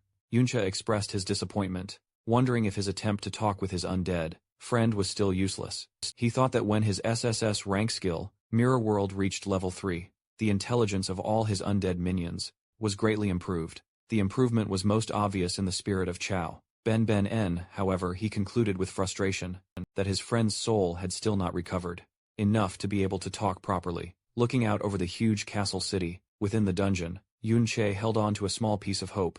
He thought that perhaps if he continued to level up Mirror World, Ben Ben might eventually get more of his consciousness back. Meanwhile, inside a grand hall in the castle, Ding Dan walked down a large staircase, reporting to his father. He was worried about his favorite, Ding Gai, whom he called third brother, saying that he was still missing, and they didn't know where he was.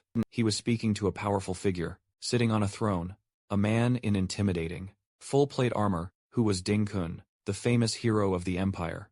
Ding Dan continued his report, expressing his anger that the criminal they were hunting had dared to come so close to their stronghold, the hero's dungeon. Ding Kong rose from his throne as Ding Dan continued his plea. He reasoned that for someone to have quietly captured the powerful Ding Gai, that person must have also reached the S-class level. For security reasons, he begged his father, Ding Kun, to personally step in and handle the threat. Instead of agreeing, Ding Kun's response was quick and horribly violent. In a blur, his hand, now a shadowy claw with a glowing red eye, pierced straight through his own son's chest. As the life faded from Ding Dan, the menacing, shadowy form of Ding Kun held his son's body. He scoffed at him condescendingly, asking how a man so incompetent he couldn't even keep track of his own child could dare to try and tell him what to do. Ding Dan gasped in disbelief, blood dripping from his lips. The armored figure of Ding Kun looked down on him with complete disgust, remarking on how pathetic it was that Ding Dan only just met the requirements for S-class at his age, yet still couldn't survive a single hit from him. He continued his cold speech, revealing that the only reason he even bothered to keep such a waste like Ding Dan around was just to look after his grandson, Ding Ge. He scolded the dying man more, saying that not only had he failed in that simple task by losing Ding Ge, but now he expected Ding Kun to clean up his mess. A look of pure terror filled Ding Dan's blood-soaked face as he realized the horrifying truth about his father. Ding Kun revealed a chilling secret, explaining that without Ding Ge, he had lost a blood relative. This loss, he declared, would cost him many years of his own life. The scene shifts to the chaotic city, streets outside the castle, where a cruel young man, with slicked, back blonde hair named Ding Yan, another descendant of the hero, laughed wildly, while sitting on a large, beaten man, who was his living throne. He cruelly encouraged the starving citizens below to fight over scraps of food, a scene made worse by vicious wolves, attacking them as they scrambled. A small child cried in terror as a wolf got closer, and Ding Yan's voice could be heard taunting them all, warning that the food would be all gone if they didn't eat it first. A tall hooded figure, a level 60 enforcer named Nancy, appeared behind Ding Yan and called him young master. Nancy pointed out that Ding Yan's pet, the man he was sitting on, hadn't eaten meat in several days, and he made a dark suggestion from a distance. Yunche and the spirit of Chaoen watched the horrible scene. Yunche grimly thought that compared to the pure, evil seen here, the actions of the other branch of the Ding family he dealt with seemed almost mild. As Yunche watched the cruelty on the streets below, a purple aura of anger began to form around him. He wondered if he should step in and show himself. However, his attention was suddenly caught by something else. Beside him, the undead spirit of Chao, Ben En, burst out in a wave of blue and black energy, letting out a furious roar in reaction to the injustice he was seeing. Yun Chao looked at his friend's spirit with a sad expression, calling him by his nickname. He thought that even in his current mindless state, his friend's natural desire to help those in need was as strong as ever. This triggered a memory. Flashing back to their shared past, Yunche remembered that among all the children in the poor slums where they grew up, Ben, and another boy named Lan Xian were always the kindest and strongest. He remembered finding them, standing up to a mean slave driver, and it was this courage that led him to take them both in as his students to train them. His hope was that they would grow strong enough to help others in the future. The memory faded, and back in the present, Yunche was filled with a deep sense of guilt. He blamed himself, thinking that it was his fault that his friend was turned into this undead form. Just then, the spirit of Chao Wen turned to him and managed to say a broken, questioning name, Lan Xian. Yunche was completely stunned by this sign of returning consciousness. He grabbed his friend's spirit desperately, asking if his mind had returned and if he could talk. But the spirit only managed to say another broken word. Ding. Suddenly the spirit of Chao Wen exploded with a huge surge of blue energy. It struggled, but finally put together a horrifying truth, declaring that Lan Qian is Ding Kun. The truth hit Yunche with the force of a physical blow, his eyes widening in absolute shock and understanding. The scene cuts back to the throne room, where the armored figure of Ding Kun stood over the body of his son Ding Dan.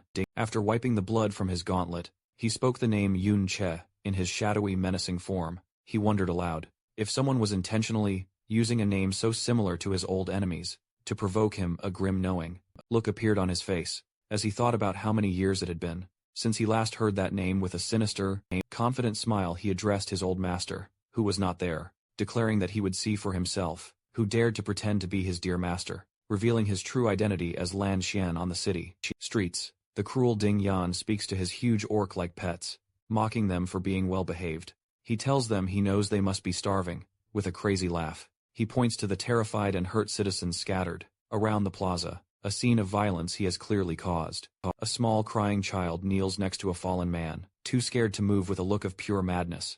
Ding Yan declares that since the people are just toys, his pets should eat them all. He gives the command, and one of the giant orcs lunges toward the helpless child. But before the creature can hit, a bright flash of purple light appears in a moment. The orc is cut to pieces by a series of impossibly fast slices. Yunche lands smoothly, his back to the chaos, his body crackling with a powerful purple aura. His face is cold with fury, his eyes glowing intensely. He thinks the name Lan Qian in total disbelief. He cannot understand how his former student can be the same person as Ding Kun, the monster who causes this horrible scene. His arrival does not go unnoticed.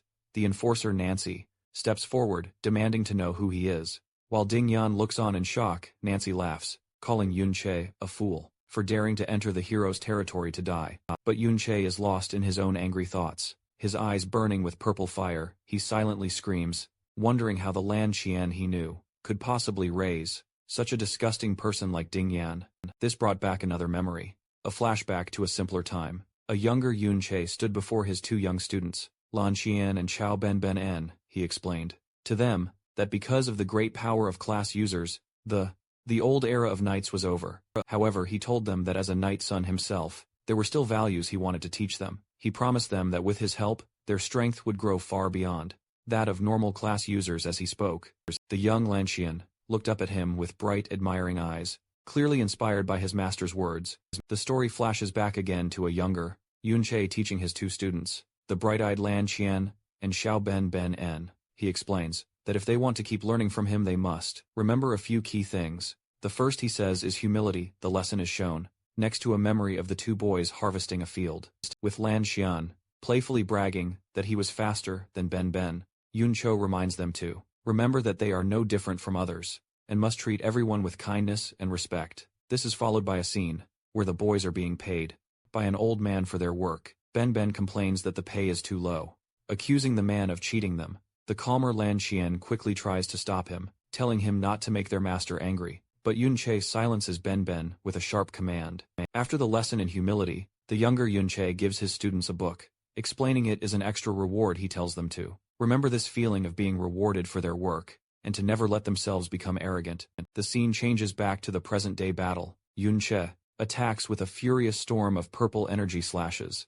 The attack is so strong that it completely resided Knight, breaks Nancy's arcane shield skill, leaving the enforcer wounded and in total shock at his opponents. Attack power. Yun Che looks on with cold focus. Nancy is enraged, shouting that his equipment was legendary, grade level 30 gear, and that his protective necklace was also destroyed. Behind him, Ding Yan, filled with anger, points at Yun Che, calling him a filthy commoner, and promising to show him the true power of someone from a higher class. Unfazed, Yun Che charges forward to meet the challenge.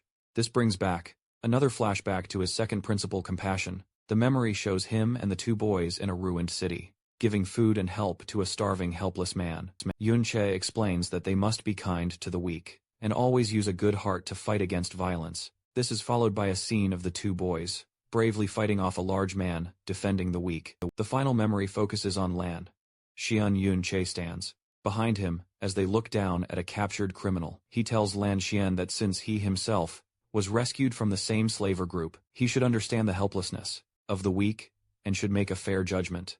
As Yun Chi charges, he swings his glowing purple sword in a wide, powerful slice aimed at Ding Yan and his enforcer. However, the attack passes through them as if they were ghosts. They turn into black smoke, and the real Ding Yan and Nancy reappear a short distance away, surrounded by the terrified citizens. Ding Yan mockingly comments on how pleased Yun Che must be to have slashed one of their illusions. The plaza then fills with dozens of identical copies of Ding Yan and Nancy. Surrounding Yun Che, the real Ding Yan leans on his enforcer's shoulder and cruelly offers to let Yun Che slash more of them if he enjoys it so much. Yun Che remains completely calm. Ding Yang continues his taunts, noting Yun Che's always angry expression. He cruelly guesses if the anger is for the helpless citizens, and then wonders with sick joy if a family member is among them. He gives a twisted challenge, telling Yun Che to try and slash them again. He wonders what Yun Che's expression will be when he finds out that in his rage to cut down the illusions, he had actually killed the innocent people instead. As this cruel mind game plays out, Yun Che begins to power up his blade of trickery, his sword crackling with purple energy as his attack power increases. A split-screen view shows Yun Che's advantage. Through his mirror world skill, he can see both the real world and the parallel one at the same time. He sees the real, terrified citizens and the true location of his enemies, separate from the many fakes in the plaza. With his improved senses, Yun Che ignores the bait. He rushes forward, his eyes glowing with purple light. His glowing sword swings in a wide, powerful arc that goes past the fakes and hits the real Ding Yang and Nancy. They are left completely stunned, unable to understand how he saw through their illusion. The story flashes back to Yun Che's third and final principle for his students: courage. The memory shows a young Lan Xian and a young Chao Ben En standing bravely against a large group of monsters. Yun Che explains that one must be fearless. He taught them that in the battle against the dangers of dungeons, there is no room for fear. One must fight for what is right. The memory shows the two boys fighting hard, wounded, but refusing to give up after the battle. The younger Yun Che finally appears, and angry Ben confronts him, shouting that they were almost killed, while Lan Xian expresses his relief that it's over. The younger Yun Che smiles, telling his students not to worry, as he was always nearby watching over them. Faced with Yun Che's amazing power, Ding Yan immediately panics. He admits that his opponent is strong, and in a show of pure cowardice orders his enforcer Nan Ji to stop using illusions, and act as a human shield to buy him time to escape. As he runs, he screams a threat over his shoulder, warning Nancy that if anything happens to him, his grandfather will surely kill him. Left to face Yunche alone, a terrified Nancy desperately tries to cast a powerful spell. Summoning a human delusion swamp, he complains that as a caster, he is at a big disadvantage without his illusion magic. Just as he is about to cast, Yunche vanishes from sight. Nancy looks around in a panic, wondering where he went, but it's too late. Yunche instantly reappears, directly behind him, and with a single clean swing of his sword, cuts him down. The defeated enforcer desperately begs for his life, claiming he isn't a member of the Ding family, and is just a hired mercenary. He pleads with Yunche to go after the escaping Ding Yan. Instead, Yunche ignores his pleas, and delivers the final blow without a word.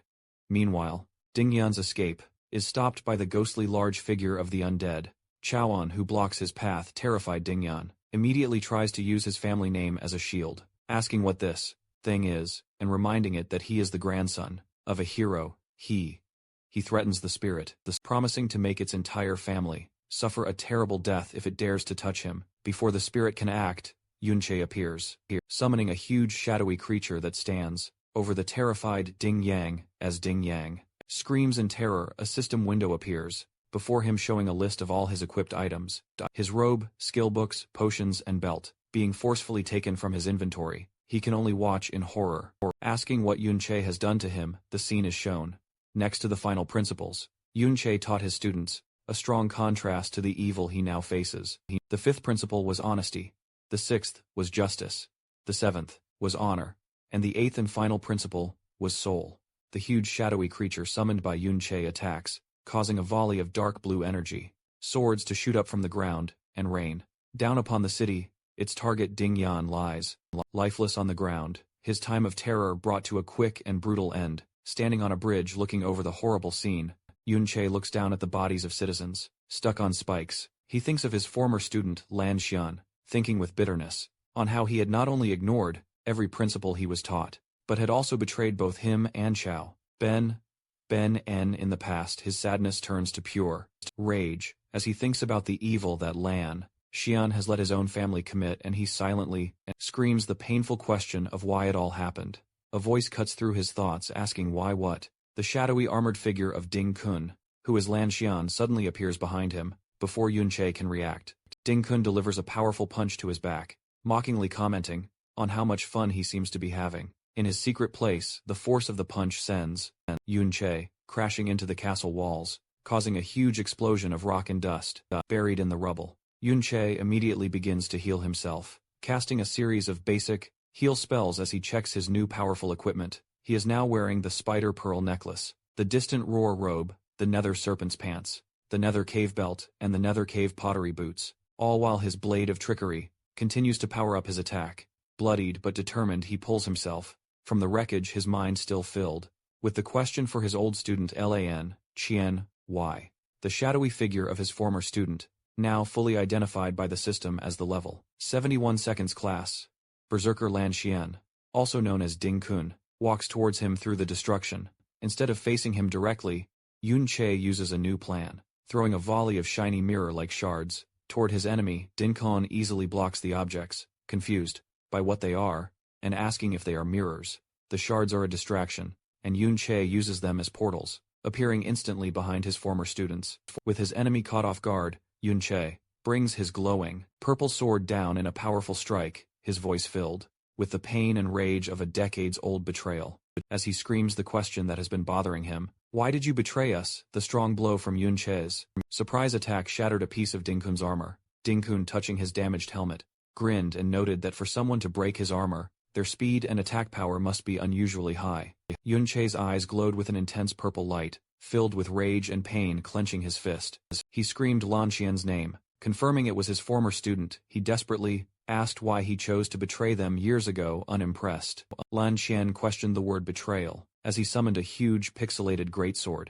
He thought to himself that this intruder knew his old name and was also using the name Yunche. He wrongly assumed Yunche was an assassin, sent by an old enemy. With a wild grin, Lan Xian charged forward, unleashing a powerful swing with his sword that sent a wave of red energy across the area. After Yun Che dodged the attack, Lan Xian appeared behind him mockingly, asking if he was trying to impersonate his old master, calling it a bad joke, ignoring the taunt. Yun Che struck again, screaming his question about the betrayal once more, but Lan Xian easily blocked the attack with a look of pure disgust. Lan Xian dismissed him, saying he was just a tool, and that talking was useless. He immediately countered with a powerful swing of his own. The force of their weapons, clashing, shattered the ground, creating a large crater, and forcing both fighters to jump back as the dust settled. The undead spirit of Chao En appeared at Yun Che's side. With a grim look, Yun Che challenged his old student, asking what he planned to do about their other friend. Filled with rage, the ghost of Chao Wen charged forward, roaring Lan Xian's name. Lan Xian looked on in shock at the ghostly form of his old friend. In a flash he appeared before Chao Wen's spirit, grabbing him by the neck with a furious roar. He smashed the spirit's head into the ground, demanding to know how he was still alive as Lan Xian raised his fist to strike again. Chao Wen's spirit summoned a golden barrier to protect itself, but Lan Xian shattered it with a single powerful punch. As the barrier broke, Lan Xian realized the truth. He understood. His former friend was now an undead spirit. He noted that while Chao En was revived, he didn't seem to have much intelligence. As he was distracted, Yun Che swung his sword at him from behind, but Lan Xian managed to block the attack suddenly. 3 new figures appeared on the castle walls above. A man called out to Lan Xian, calling him father and asking why he had come out. The 3 men, all level 60, said they could have easily handled the intruder themselves. Annoyed, Lan Xian told them to get lost. Yun Che summoned his own help, calling the undead spirits of Nan Si and Ding Ge to fight with Chao En, ordering them to keep the 3 men busy. Lan Xian's eyes widened in shock as he recognized one of the new spirits, asking if it was his 3rd nephew. He looked closely at the undead Ding Ge and confirmed that his nephew was indeed dead. He muttered, "My blood relative." A moment of sadness on his face. However, his sadness quickly turned into a sinister, evil grin, looking at Yun Che with new interest. He said that he was starting to find him interesting. He charged forward, again, noting Yun Che's ability to revive another person as an undead, as Yun Che barely dodged a swipe from his former student's claws. Lan Xian stood over him, his form growing more monstrous, and his eyes glowing with a mad light. He called Yun Che master, desperately pleading with him to prove that he was who he said he was. With a look of pure insanity, he screamed that Yun Che must be his beloved master. Bloodied but determined, Yun Che looked at him with cold fury. He thought back to the person Lan Xian used to be, someone who would help others, even when he was a suffering prisoner. As his blade of trickery continued to drain his magic to increase its power, Yun Che swung his glowing purple sword, screaming in frustration, wondering how his student could have become so crazy and twisted. Lan Xian managed to block the powerful blow. Lan Xian responded with a crazed shout, blaming everything on his dear master. Angered by this, Yun Che grabbed him, firing back with furious questions. He demanded to know what nonsense he was talking, reminding him that Yun Che had saved him from slavery and gave him power. He asked if Lan Xian had forgotten everything he was taught, but was met with only hysterical laughter. Suddenly, Lan Xian's laughter turned to pure rage as he screamed the real reason for his anger, questioning why Yun Che took so long to rescue him in the first place. As they clashed again, his twisted thinking was revealed in a painful flashback to his past, where he lay beaten by a slaver. He questioned why he had to suffer so much before being rescued. He then ranted about his life after questioning why, as the student of a mere knight's son, he was expected to live a comfortable life, where everyone was polite. A memory showed townspeople greeting the younger Yun Che with respect. Lan Xian bitterly asked why Chao Ben En, who never suffered such horrors, was allowed to enjoy the same respected life. His deep jealousy exploded as he asked why Ben was always stronger than him. He screamed at Yun Che, accusing him of favoring Ben simply because his past was cleaner. Finally, he asked the question that seemed to bother him the most, demanding to know why Yun Che had him change his class to a berserker. He argued with twisted logic that because he was shy and fearful, he should have been made a guardian knight with stronger defenses, not a reckless attacker. Stunned into silence for a moment, Yun Che finally responded. He asked when he ever showed favoritism, reminding Lan Xian that he had always wanted to become braver and stronger, and that was the reason for his choice. Lan Xian furiously rejected this, screaming that it was all because Yun Che preferred people like Ben. He insisted that he also tried his best to act brave, but then his tone shifted to mocking laughter. He questioned if his efforts made Yun Che favor him more, then accused his former master of looking down on him from the beginning, because of his past as a slave, telling him to stop pretending. This accusation finally broke Yun Che's calm, his eyes glowing with pure rage. He screamed back asking about compassion and humility, angrily dismissing all the knightly values he had tried to teach Lan Qian, and shot back asking if any of those values could help him live a better life. He cynically pointed out that the respect Yun Che got was only due to his own power. He sneered that, unlike Ben, who was fooled by Yun Che, he would never waste time and chances for leveling up just to save people. With a look of disgust, he again asked Yun Che how he could dare to speak of betrayal. Lan Qian's confession became a proud declaration. He said that since Yun Che could choose Ben, he was free to make his own choice.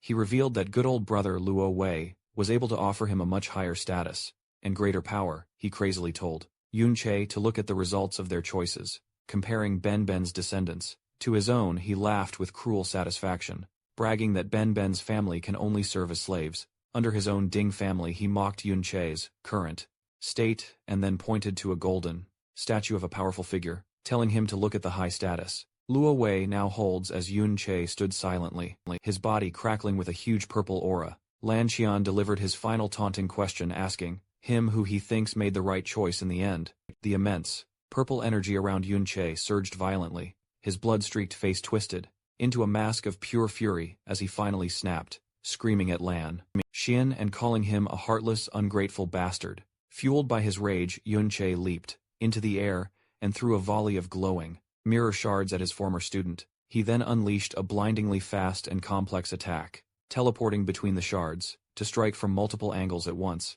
A storm of purple energy slashes overwhelmed Lan Qian, who desperately tried to fight off the attack. The force was too much, and Lan Qian's strong armor began to crack and shatter under the continuous blows, breaking apart completely. After the devastating attack, Yun Che landed. Looking down at his hand, he spoke with cold, final judgment, agreeing with his former student on one thing: he truly cannot compare to Chao Ben. With the look of complete disgust, he delivered his final crushing insult, declaring that Lan Qian isn't even worthy of being compared to one of Ben's toes. Lying defeated on the ground in his shattered armor, Lan Qian started to laugh wildly. A system window appeared, announcing that the conditions for his skill, Berserker's brand, had been met. Surrounded by a furious red aura, his scarred body now bare, he rose to his feet, laughing like a madman as he screamed that Yun Che had finally admitted he had a favorite. Another system notification showed his incredible power boost. His attack power had increased by 300%, and his speed by 200%. The skill explained that the lower his health, the more his power and speed would grow. Now in a full rampage state, he screamed that Yun Che had confirmed his bias towards Ben, calling him a hypocrite as he dashed forward with blinding speed. The system added that the Berserker exclusive rampage skill greatly increased strength and speed, but lowered intelligence and defense. Yun Che was completely shocked by his former student's new speed. Lan Qian moved so fast that Yun Che had to retreat into the mirror world just to survive. Lan Qian's powerful strike sliced through a mirror shard instead of him. The force of the mist attack was so great that it cut a massive trench through the battlefield, slicing the castle itself in half. As Yun Che reappeared from another shard in the rubble, Lan Qian correctly figured out that he was using the mirrors to teleport and dodge his attacks. To counter this, he activated another Berserker skill, Furious Blood Rain, mocking Yun Che for being helpless without his tricks. A storm of sharp, blood-red projectiles rained down from the sky, shattering the ground. Lan Qian challenged him to a direct fight sarcastically, reminding him that knights were supposed to be brave. Caught in the downpour, Yun Che began to take constant damage. Meanwhile, Lan Qian walked through his own damaging aura, while he also took small amounts of damage each hit, activated his Berserker's brand, continuously increasing his attack power and speed. Even more convinced he was right, he sneered that Yun Che only preached about virtue when he was safe, calling him a spoiled noble, who had never truly suffered and therefore understood nothing. He charged forward once more, screaming that someone who had never felt his pain had no right to talk about compassion. As Lan Qian swung with incredible force, Yun Che barely managed to dodge the powerful attack. Lan Qian suddenly appeared right in front of a shocked Yun Che, mocking his former master's ideals as nothing more than a childish game. With a powerful swing, he unleashed a huge wave of red energy, laughing at the naive idea that friends and students would stay loyal forever. The brutal attack hit, and the force of the blow shattered the ground beneath them, forced to his knees, and trapped in the damaging aura of the furious blood rain. Yunche could only take the continuous hits as his health dropped. Lan Xian laughed at his pathetic state, taunting him about how weak he was without his mirrors.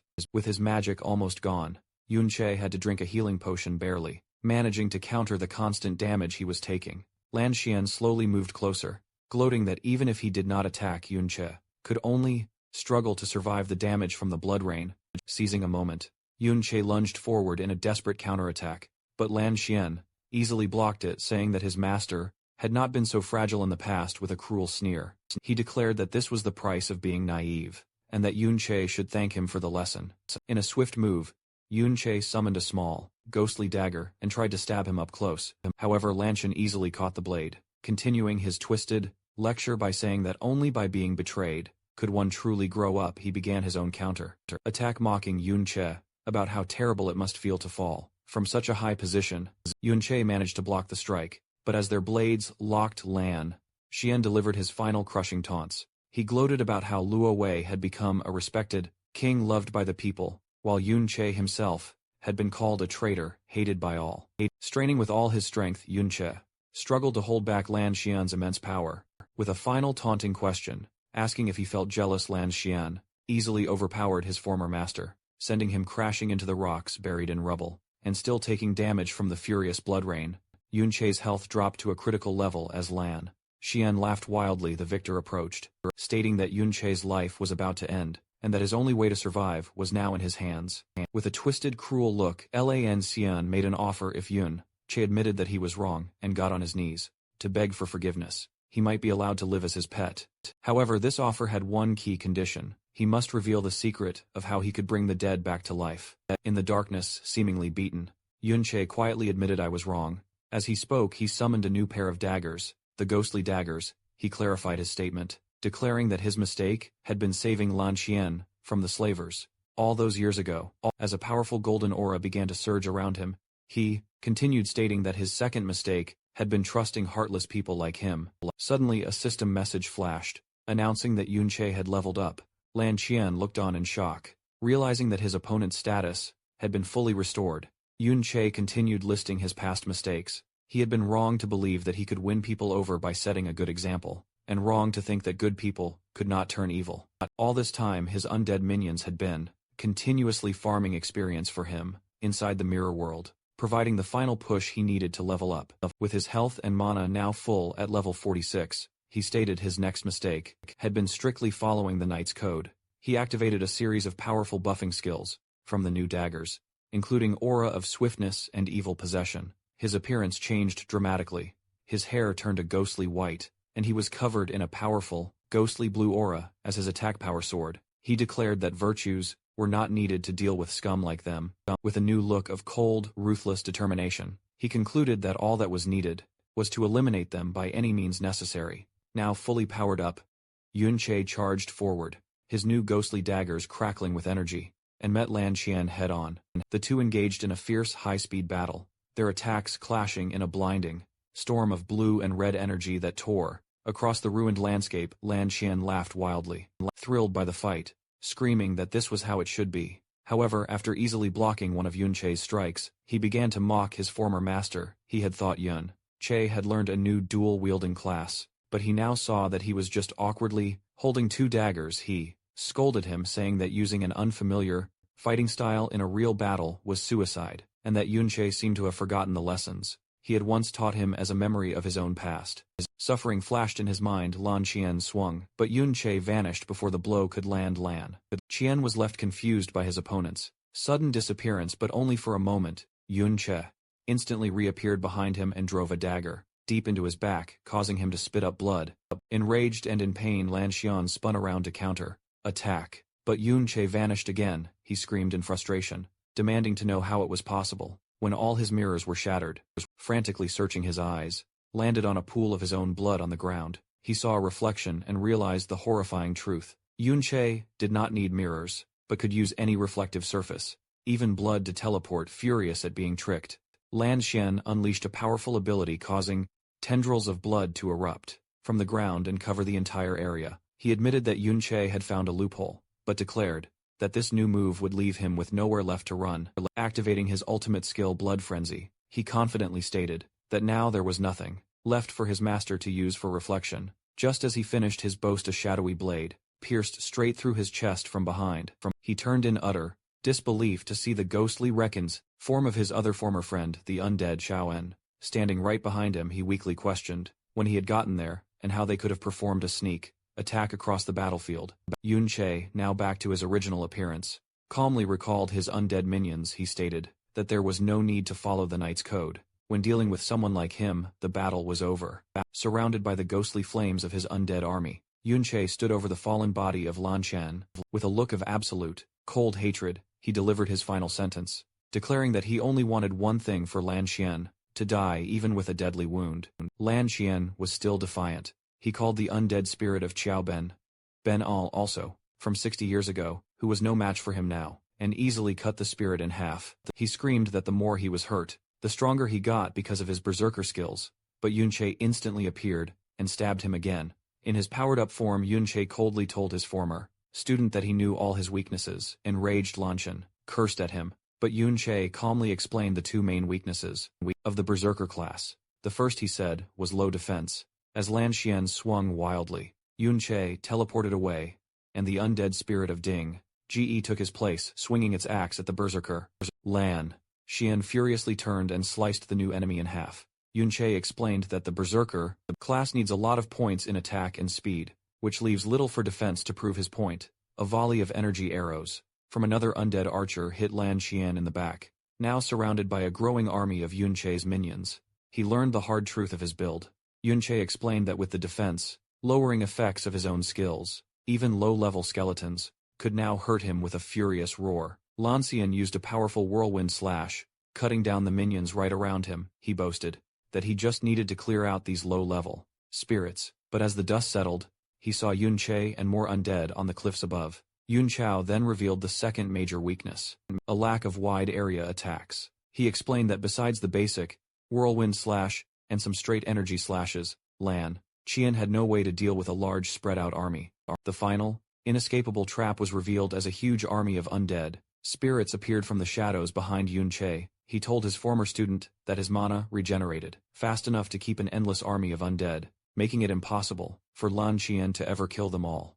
Refusing to accept his weakness, Lan Qian furiously declared that he did have a wide-range attack, and used his furious blood rain again. But Yun Che was ready and calmly summoned huge ghostly shields from the ground to protect his army. He then revealed his former student's biggest weakness, having no one he could truly count on. Yun Che reminded him of the past, explaining that he and Xiao Ben used to work together, covering each other's weaknesses. He pointed out the sad irony that the shield that once protected him, Ben, was now the sword trying to strike him down. He reasoned that as someone who gained power through betrayal, it was only natural that no one would ever truly get close to him. As the ghostly form of Qiao Wen appeared behind the traitor, Yun Che asked if this lonely, bitter life was what he had really wanted. Enraged, Lan Qian rejected the idea of friendship and trust, swinging his weapon wildly. As Yun Che dodged, he screamed that while he had enjoyed 60 years of absolute power, Yun Che had been nothing but a dead man. He insisted that he was the one who had been right, and that he didn't need allies. To prove his point, he moved back towards the city, calling for his family members Ding Jian, Ding Qiang, and Ding Chun to come out and fight for him. He landed with a proud look, boasting that he didn't need allies, because his own family would be his army in a flash. Yun Che appeared right behind him, calmly questioning his confidence. Before Lan Qian could react, Yun Che swung his blade in a clean, quick move, cutting off his former student's arm at the shoulder. Chen screamed in pain and disbelief as his three family members watched from the rooftops in stunned horror, calling out to their father. A wave of pure panic hit Ding Zhan as he stuttered, unable to believe that his seemingly unbeatable father was being so completely defeated. Wounded and desperate, Lan Qian screamed at his three sons, ordering them to hold Yun Che back and heal him right away. But his family members were frozen in terror. Ding Chun stuttered, asking how they could possibly fight someone that even their powerful father couldn't beat. This hesitation sent Lan Qian into a blind rage. Cursing them, he declared he would do it himself, and leaped towards them. In a horrible act of cruelty, he grabbed his son, Ding Shun, by the throat. The terrified young man could only cry out, asking his father what he was doing. With a face twisted by madness, Lan Chen screamed that everything his children had was given to them by him. He revealed the monstrous truth behind his family, asking what purpose they served, other than to make sure he was healthy and lived a long life. As he spoke, he began to drain his son's life force, enraged that he would dare to refuse him. He then threatened his other two sons, who watched in frozen horror. He ordered them to hold Yunche back, or he would drain them next. Before they could react, a volley of mirror shards appeared from thin air, blocking their path. From these portals, Yunche's entire undead army appeared completely, surrounding the traitor and his terrified family. The group of spirits swarmed them in a chaotic, overwhelming attack, attacking from all sides. Lan Qian screamed in pain as he was torn apart by the endless wave of energy and blades. In a final, desperate act, he used a massive explosive swing of his weapon, creating a huge crater, and sending a cloud of dust and debris into the air. When the dust finally settled, Lan Qian was left standing, alone in the ruined landscape, breathing heavily. He looked around the now empty battlefield, wondering where everyone had gone. A bloodied Yunche, still in his powered-up form, looked down on his exhausted former student with a smirk, asking if his energy was finally running out. He then revealed his final, most cruel act of revenge. Behind him, the newly resurrected, undead spirits of Lan Qian's own sons, Ding Jian, Ding Chun and Ding Chang, rose from the shadows. Yunche coldly remarked that despite his youthful look, Lan Qian was still just an old man on the inside, and mockingly told him to enjoy his family happiness. A wave of absolute terror and despair washed over Lan Qian as he realized that his own children had been turned into undead puppets, utterly broken. He let out a choked sound and made a desperate attempt to run away. Yunche chased after him, calmly asking if he truly believed he could escape now. Lan Qian's desperate escape was immediately cut short. He was surrounded, and relentlessly attacked by the ghostly blue slashes of his own undead sons. As he was torn apart by the ones he once called family, his mind completely broke. He muttered the word, comrades, then master, and finally, with blood pouring from his lips, children. Yunxia appeared before him one last time. As Lan Qian's fingers were cut off in the brutal attack, his former master told him with cold finality that he could have had it all: loyalty, family, and honor. With that, Lan Qian finally collapsed, his body and spirit completely shattered. Yuncho looked down his face, a cold, emotionless mask. Surrounded by his entire undead army, he stood over the fallen body of the man who had betrayed him. He told him that where he could have had love and loyalty, he now only had the hatred of those he sacrificed. With his final words, Yunche told him to face the dead end that he himself had chosen.